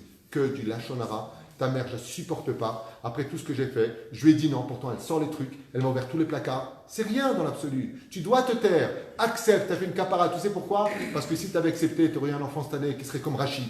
Mais en attendant, les gens n'ont pas tous ce niveau. Pourquoi? Parce que les gens font n'importe quoi. Et que pour régler le problème belle-mère, belle-fille, il faudrait que chacune connaisse le code de la conduite. Erch le itnaeg nekuda. Nekuda. Quelqu'un m'a dit, j'aime pas du tout ma belle-fille, comment je fais là-bas? Je lui ai dit, monsieur, elle n'est pas chez elle, elle est à l'hôtel. Il m'a dit, c'est une bonne idée. Tu vois pas, Eureka, l'idée que je lui ai donnée. Le mec, il n'aime pas sa belle-fille, il la trouve sale, il la trouve. Je lui ai dit, bah, va à l'hôtel. Il y a un hôtel à côté. Dis que tu préfères aller à l'hôtel parce que tu préfères ton intimité, que tu as tes habitudes, mais au contraire, tu viens pour les repas. Ne lui dis pas, c'est sale chez toi, j'aime pas ta belle-fille. Ça se dit pas. On ne te demande pas d'être malhonnête, mais la diplomatie fait partie de la vie. Et au contraire, à table, voilà de façon positive, comme dit Rabbi Nachman, vois les bons côtés. Elle a donné des enfants, malgré tout, le mari il est heureux avec elle. M'aspique. Avant, je me rappelle, nos grands-parents, ils disaient, ma fille elle est heureuse, je n'ai rien à faire du reste. Ils sont bien ensemble, c'est pas mon problème. Ils s'arrangent, parce que dans la vie, il y a des hauts et il y a des bas. Zéperouché d'abord. Les belles filles, par contre. Pour ça, il faut une grande complicité avec le couple. Alors, aussi. tu m'as devancé, mais c'est important ce que tu viens de dire. C'est très important parce que c'était la finalité en fin de compte. Mais non, au contraire. Tu as bien fait de me le dire maintenant parce que ça va très bien maintenant. J'ai souvent donné cet exemple-là qui m'a toujours subjugué. Vous connaissez les skieurs qui sont sur une pente comme ça et ils s'envolent, ils se mettent après comme ça et après ils arrivent sur la piste. Donc, je ne sais pas à quoi ça sert. L'adrénaline monte très haut, ils risquent leur vie, hein, et tout le monde adore ça. Je trouve que c'est un sport spécial. Tu étais en haut comme ça à 90 mètres sur un truc, tu as ton pyjama en rouge ou bleu, tu es comme ça, et puis à un moment, tu vas te lâcher. Mais à quoi ça sert, je ne sais pas. Ce qui paraît, ils prennent de l'oseille et des médailles pour ça, et une fois qu'ils sont dans les airs, ils sont comme des anges, comme ça. Puis après, ils atterrissent. Je me suis toujours posé la question, à combien de mètres de hauteur ils sont de la glace, de la neige avant d'atterrir? Ce qui paraît, ils sont à 35 mètres. Et puis ils descendent après, puisqu'ils se rejoignent, puisque la piste est en Larson, et puis eux-mêmes atterrissent, tout simplement. Et un jour, chez ma soeur Viviane, que Dieu la bénisse, j'ai vu à la télévision ce sport, et le mec qui s'est lancé, un Belge, il se lance comme ça, et il est heureux en plus, tu vois, il est bien. Et à un moment, il était très mal, parce qu'il a un ski qui s'est décroché de son pied, et qui est tombé. Donc quand il a atterri, il s'est cassé les jambes. C'est exactement ce que tu viens de dire. Quand tu veux atterrir, même dans des hauteurs qui peuvent te briser les jambes, si tu gardes les deux skis avec toi, ta piste d'atterrissage est toujours douce. Je veux dire par là, quand le khatan et la kala, quand le couple ont le même langage, quand ils marchent ensemble, la même complicité, qu'ils sont d'accord, quoi qu'ils aient avec les beaux-parents ou les parents, ils atterriront toujours parfaitement. Quand est-ce que ça ne va plus? Quand un ski tombe par rapport à l'autre. C'est pour ça qu'il est impératif pour régler un problème familial que le couple d'abord soit d'accord ensemble sur les tenants et aboutissants d'une décision conforme à leur volonté, à eux, pour affronter ensuite ce qu'il y aura à affronter. S'ils ne sont pas d'accord, c'est foutu. Parce qu'automatiquement, on fait un choix. Ou tes parents, ou moi. Voilà exactement ce dont on arrive. Et ça, cette complicité-là, ce n'est pas une recette. C'est que sans ça, tu ne peux pas. C'est la base de tout. Donc, ne pas prendre à cœur, être sur le même chemin, ne pas oublier les interdits, de ne pas manquer de respect, de ne pas faire de la shonara, de ne pas, si ça ne va pas, de prendre du recul, c'est-à-dire que si on avait l'habitude de venir, je dis n'importe quoi, 3 fois par mois, on ira 2 fois par mois, et des fois, il faut savoir prendre sur soi. Très souvent, on me dit, vous savez, Rav Toutou, je ne supporte pas ma belle famille, c'est une horreur. Vous savez ce que je réponds à ces gens-là? Madame, combien de temps dure Shabbat? 24 heures. Non, madame, 25 heures. Vous pouvez tenir 25 heures? C'est dans votre coin, vous souriez, vous participez, vous faites semblant. Oui, c'est vrai que dans ce cas-là, oui, mais alors, Allez-y plus souvent en hiver et moins souvent en été. Et je dis pourquoi? Je dis parce que le Shabbat est plus court, il y a Tico Égique. Les gens sont crevés le vendredi soir, ça rentre tôt. Le vendredi, 5h30, Shabbat est sorti. Vous pouvez multiplier en été, vous levez un peu le pied, tout simplement. Sinon, vous les invitez chez vous. Ah non, c'est pire. Je dis alors, madame, doucement, doucement. Avalma, maximum, prends un peu sur toi. Les beaux-parents, ils ont peut-être des qualités et des défauts, mais un jour, ils partiront de ce monde. Une fois, j'ai eu un couple, ils sont venus me voir parce que Marie, il a dit, si tu ne changes pas d'habit, je te donne le guet. La femme, elle lui a dit, je ne changerai pas d'habit, tu peux déjà me donner le guet. Ils ont juste 4 enfants. Ils débarquent au bureau pour me voir, et le challenge, l'histoire, c'était d'aller voir les beaux-parents. Elle lui a, moi je résous le problème en 2 secondes, j'ai dit, écoutez, c'est pas compliqué, puisque vous êtes arrivé là, et que vous ne lâchez pas comme 2 pitbulls, vous pouvez rester chez vous, mais vous ne pouvez pas empêcher votre mari d'y aller.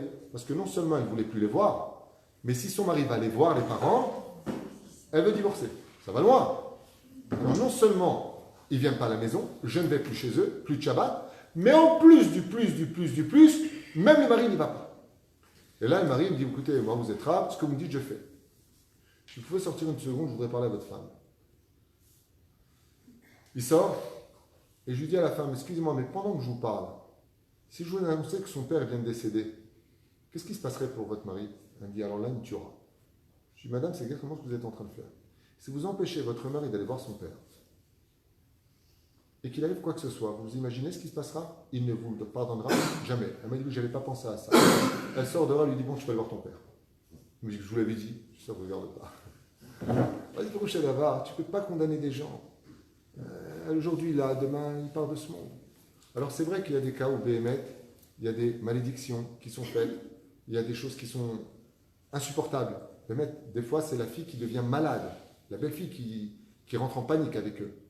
Dans ce cas-là, ce que je conseille moi souvent de faire, c'est que le mari, donc le fils, en semaine, il aille voir ses parents, il emmène les enfants. S'il y a bien entendu, il n'y a pas de problème de cache-route, il n'y a pas de problème de et deux. Quand je parle de ça, ce n'est pas une question de cache-route orthodoxe. Par exemple, c'est d'abord qu'on en vient à donner non cachère. C'est de ça dont je parle. Okay? Mais par exemple, si c'est Afkat Halav, dans les halachot, Afkat Halav, selon Rav Ovadia Yosef, c'est moutard. Quoi, tu as donné du kinder, Afkat Halav, mon fils, tu as mangé du porc. Zelon Nachon. Il faut remettre les choses aussi dans leur contexte.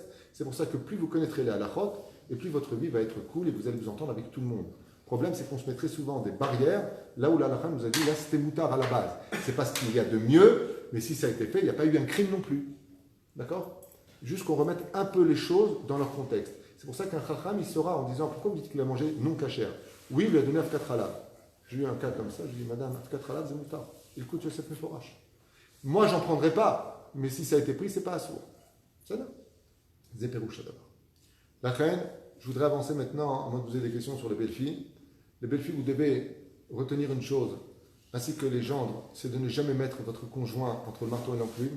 On ne fait pas de choix entre ses parents et nous, parce que, tout comme vous l'avez compris, on ne peut pas tuer ses parents, on ne peut pas nier que ce sont ses parents, et on a le droit de s'éloigner, on a le droit de discuter, mais par contre, on n'a pas le droit ni de critiquer, ni de faire du lachon hara, et surtout, la pire des choses, c'est de mettre ta compagne ou ton mari entre le marteau et l'enclume. Qu'est-ce que tu veux qu'il y fasse?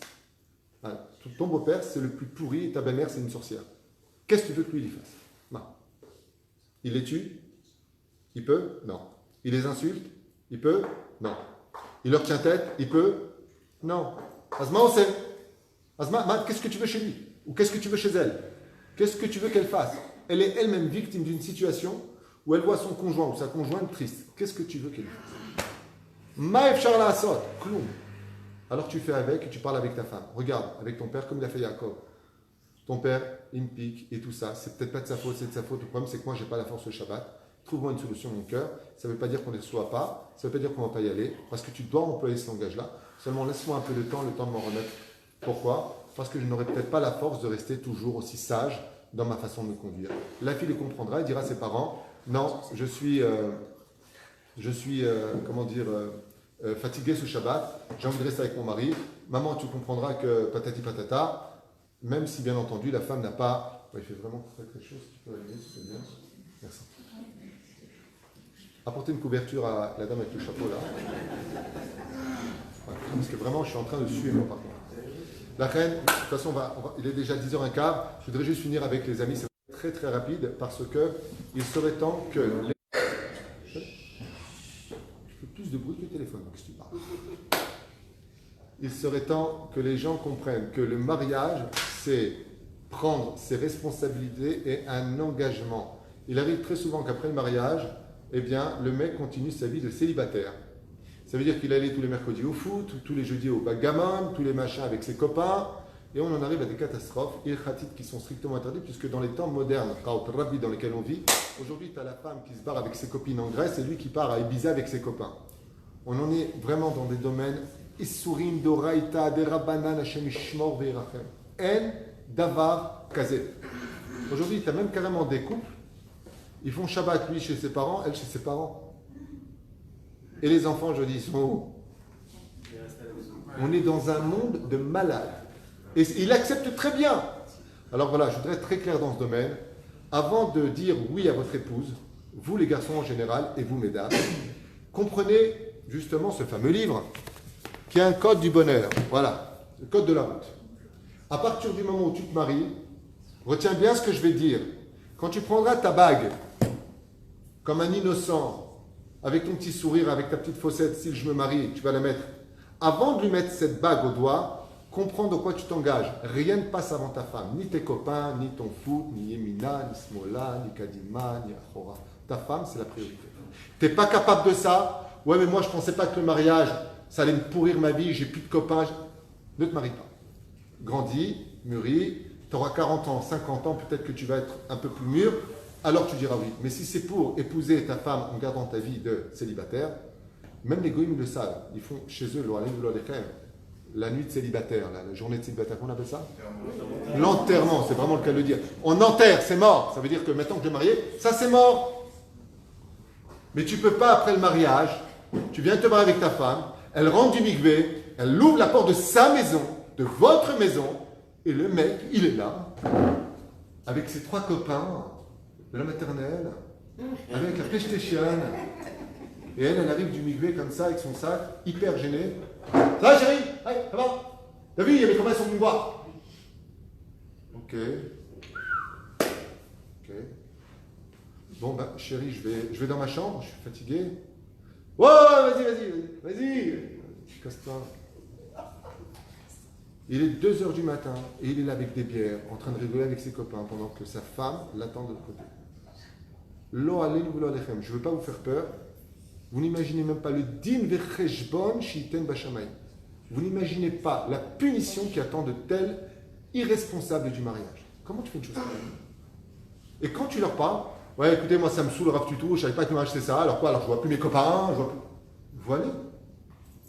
Toi, de 18h à 19h avec ta femme, comment ça se passe? Tu vas chez eux, ils vont. D'ailleurs, qu'est-ce que disent en général? Les femmes sont beaucoup plus matures que les hommes. Qu'est-ce qu'elles disent aux amis sans les vexer? Bah alors, vous n'avez pas de maison?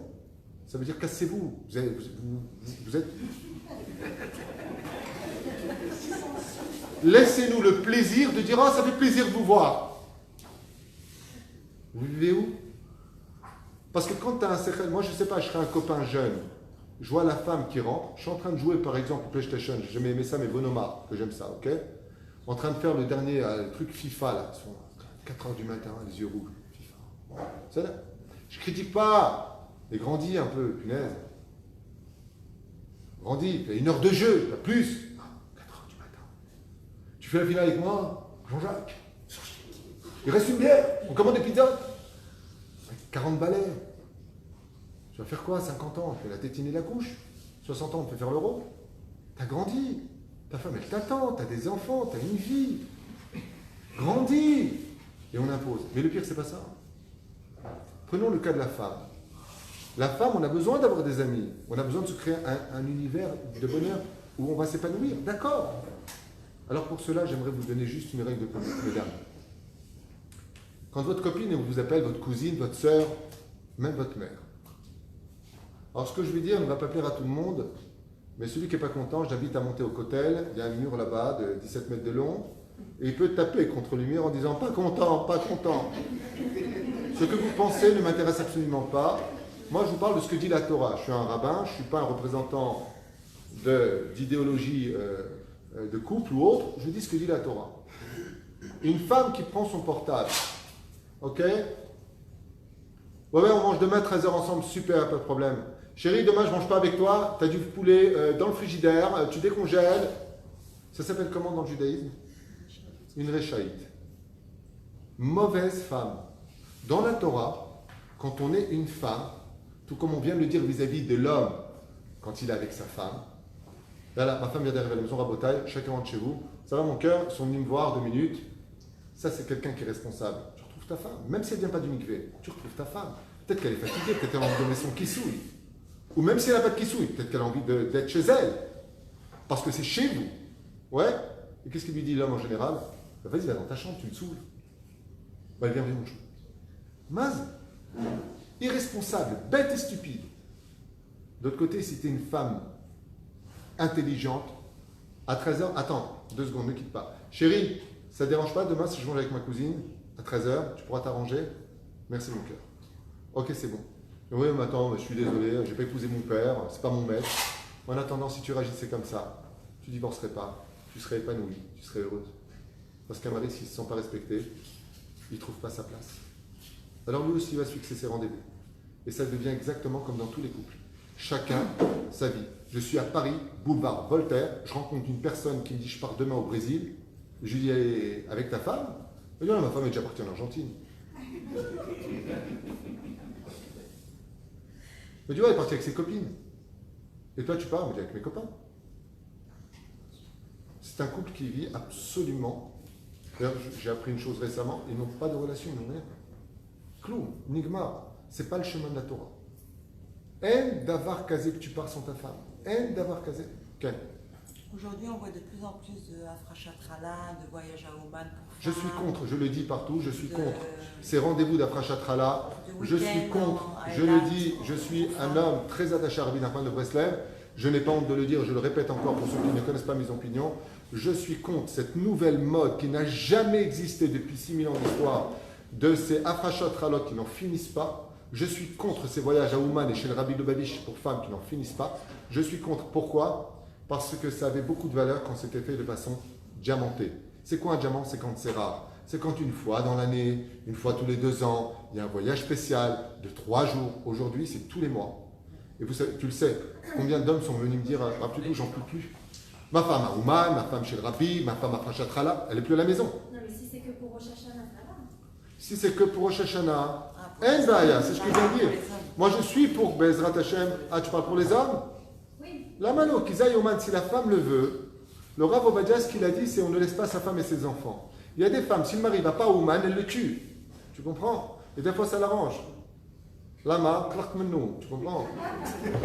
Non, si il a la bracha, là, on ne parle pas de l'homme. Non, non, si la femme, elle donne la bracha au mari, c'est d'ailleurs. Aval, quoi qu'il advienne, moi personnellement, et quand je dis moi personnellement, c'est la date de tous les Gdolim. Le Rav Moutsafi a fait une gueulante incroyable à la radio en disant que c'est devenu un business. C'est devenu une honte de faire toutes les semaines d'Afrashatrala et des machins.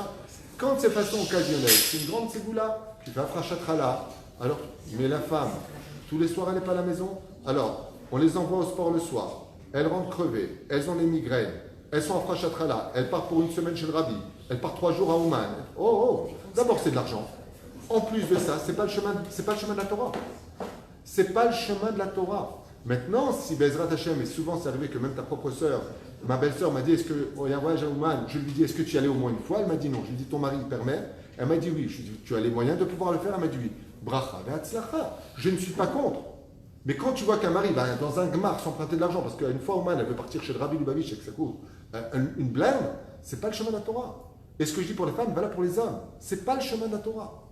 C'est pas comme ça qu'on gère les choses. Aujourd'hui, c'est devenu une mode. De plus en plus de rabbanotes, de plus en plus. Qu'elles font du travail positif, tant mieux. Moi, je suis pour que les femmes enseignent aux femmes, les hommes enseignent aux hommes. Mais la façon dont les choses sont faites aujourd'hui, c'est que ça perd sa notion de diamant pour devenir un peu des cailloux. C'est devenu presque une mode. La mode de la Afrashatrala. C'est une ségoula à la base. Dans le cas où ça va vraiment pas dans telle et telle situation, tu le fais. Maintenant, on prend carrément des salles avec des orchestres, Afrashatrala. Mazé. Et on fait signer aux femmes de Horat Keva. Vous savez qu'il y a une halakha, puis halakha que la femme ne peut pas signer si le mari n'est pas d'accord. Ça dépend de la condition de la Ketouba depuis le mariage. Est-ce que l'argent de la femme, c'est à la femme ou est-ce que c'est le Baal? Ça veut dire qu'elle peut le faire avec le Mazé. Il se passe beaucoup de choses au nom de la Torah qui serait bien de calmer un petit peu. Les week-ends aussi, il y a des... Oui, les week-ends, oui, alors je ne vois pas, un week-end spécial pour femmes à l'hôtel. Et le mari, il fait quoi, lui? Non, ben les enfants, maman est à l'hôtel, un séminaire pour femmes. Donc moi, Mazé. Zélo derer Torah. La reine, pour cette réponse-là, j'aimerais finir avec une phrase qui sera la phrase que j'utilise le plus, celle de Masechet Avot, 4e Mishnah, 1er chapitre. Asel lecha rav, fais-toi un rave. Pour ça, moi je ne suis pas venu critiquer les rabbiniotes ou les rabbinites qui font ça. Je vais simplement vous dire au nom des Gdolim, ce que eux ont dit à voix haute sur Kol Barama par exemple, ou Radio Kol Chai, ils ont posé la question. Loaya, jamais à l'époque de vos mères, ça existait ce genre de choses. Il y avait le voyage chez le rabbi, il y avait... Aujourd'hui, c'est devenu, et elle est où ta femme? Elle est pas là. C'est devenu Pachout, Davar, Beisou. Zélo, Davar Tov, c'est quelque chose, Shlili. Alors, pour répondre maintenant à tout cela, je vous réponds à vous, je vous réponds à tous. Faites-vous votre rave, posez-lui la question que chaque rave tranche pour sa communauté, pour ses élèves. Il y a des cas où peut-être qu'il va dire oui, Béhémet, il faudra. Pourquoi? Parce qu'il sait des choses que moi je ne sais pas. C'est ce qu'on appelle Kol Mikre Legoufo. Chaque cas a sa réponse, il n'y a pas de réponse générale pour tout ça. Moi, ce que j'ai répondu, c'est généralement parlant. Mais si demain, ici même, il y a une afrachat-là et vous devez toutes venir, ah ouais, non, le Rav Tutou, il a dit. Je ne parlais pas de cette afrachat-là. Je parle de façon générale, où le lundi, elle n'est pas là parce qu'elle est partie dans tel truc, après, il y a le mariage, elle va là-bas. Même dans les mariages, la femme, elle y va, le mari, il n'y va pas. Vous aviez ça, vous, chez vos parents, que la femme, elle va, le mari, il n'est pas là. Ça n'existait pas. Et tu ne te dis pas peut-être qu'elle va faire une rencontre? Tu ne te dis pas peut-être que tu devrais être là?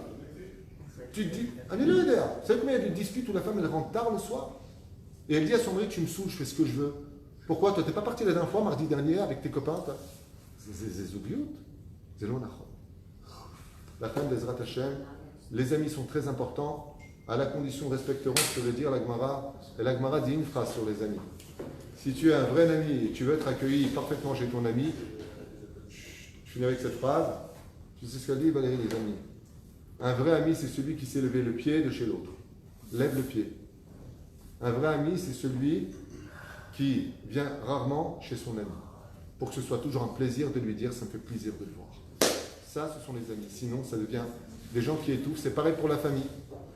Quand tu es une femme et que tu rentres chez toi et que tu as toujours la belle-mère ou le beau-père à la maison, c'est étouffant. Au début, c'est « Oh, ça fait plaisir de vous voir. Je vous fais un café. » Le deuxième jour, je vous mets du tartour seulement.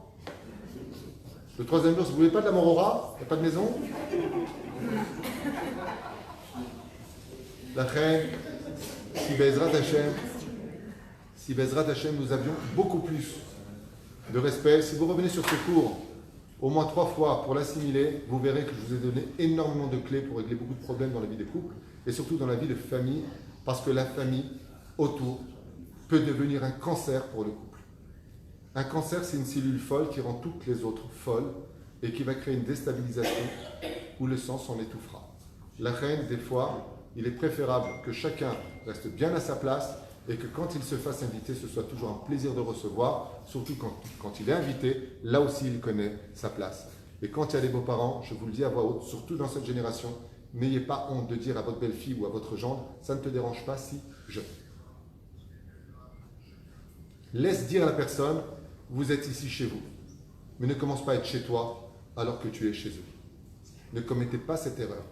Comme les plus grands en Torah, le Rav Ovadia Yosef, quand il allait chez les enfants, le Rav Ovadia, avant de toucher une chaise, je peux. Le Rav Ovadia, il demandait la permission à son fils quand il était marié chez lui à la maison. Je peux prendre cette chaise. Derecheret. T'es pas chez toi. T'es chabel. Et vous, Bezrat Hashem, dans le sens contraire, les belles filles, eh bien, n'oubliez pas que les beaux-parents, on ne peut pas les tuer, on ne peut pas les changer, ils seront là, il faut faire avec. Et dans un cas extrême, où les parents veulent séparer le couple, c'est une mitzvah. Vous les tuez? Non. Chas v'shalom. Dans le cas où les parents sont nuisibles, plus exactement, au couple, c'est une mitzvah de s'en éloigner. Il y a une question qui a été posée à Rosh Haïn, un très grand posek halakha pour des beaux-parents qui étaient nuisibles pour le couple. Et le Rav, qui est Posek Halacha, qui est donc très cyclique, qui a un cœur en or, a ordonné au couple de couper tout lien avec la belle famille. Ça ne vient pas du couple. C'est un Rav qui est un très grand Talmid Chacham, qui connaît toute la Torah sur le bout des doigts, qui adore chaque juif. Quand il a entendu l'histoire, il a demandé une semaine de réflexion, c'était pour faire son enquête. Et qu'est-ce qu'il a donné comme ordre?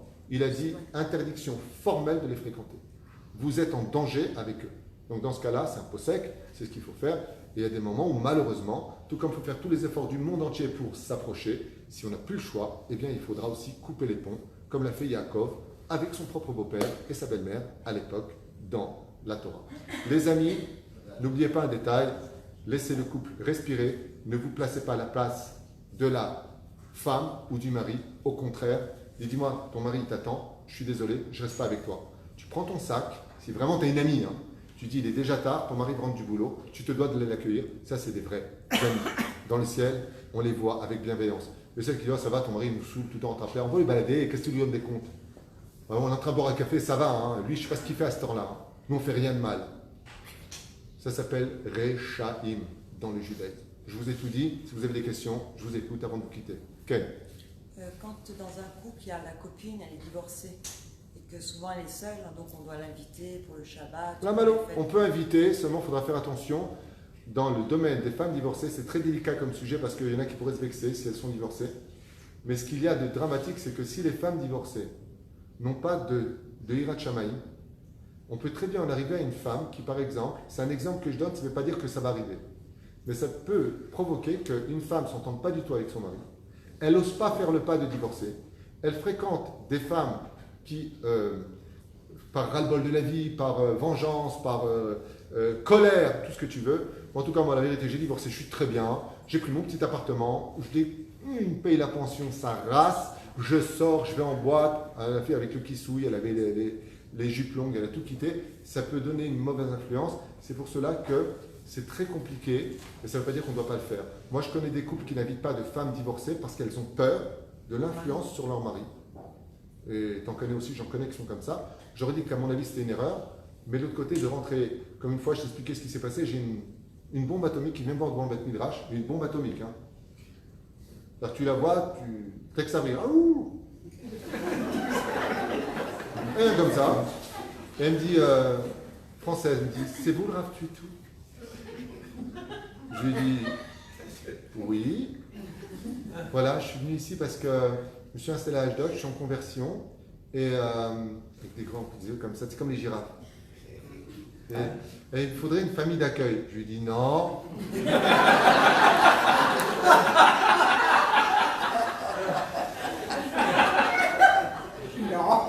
Pourquoi non?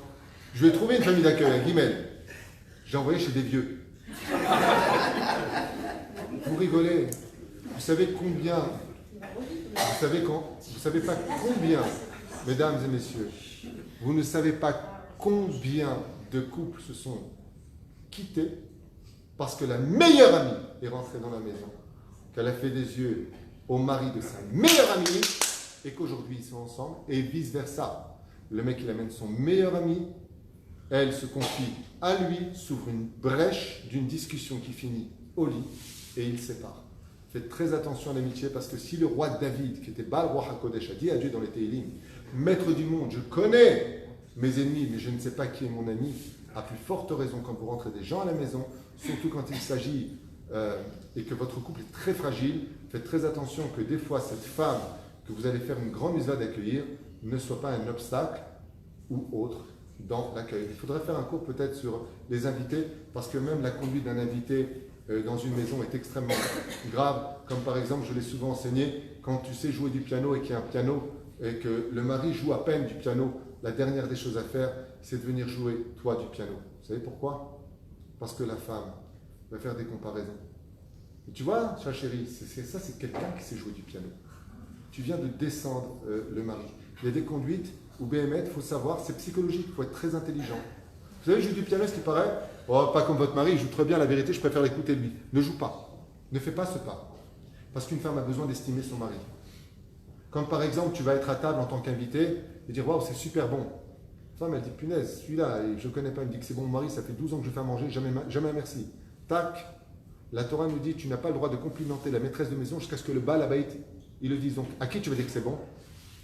Dis-le au mari, pas à la femme. C'est des petits détails que vous retrouverez dans le Code du bonheur. C'est des petits détails qui vont permettre au couple de se consolider après ton passage, pas de se quitter après ton passage. Sache quoi dire et surtout, sache te taire quand il le fallait. Des questions? Plus de questions? Alors, Toda Rabba, Velitraot, ou Mechila, si j'ai blessé ou vexé quelqu'un, c'est des sujets qui sont très très raguiches, très sensibles, mais ce que je vous ai enseigné ce soir n'était pas de moi, mais de la Torah elle-même. Kol Tov. Ceux qui sont intéressés,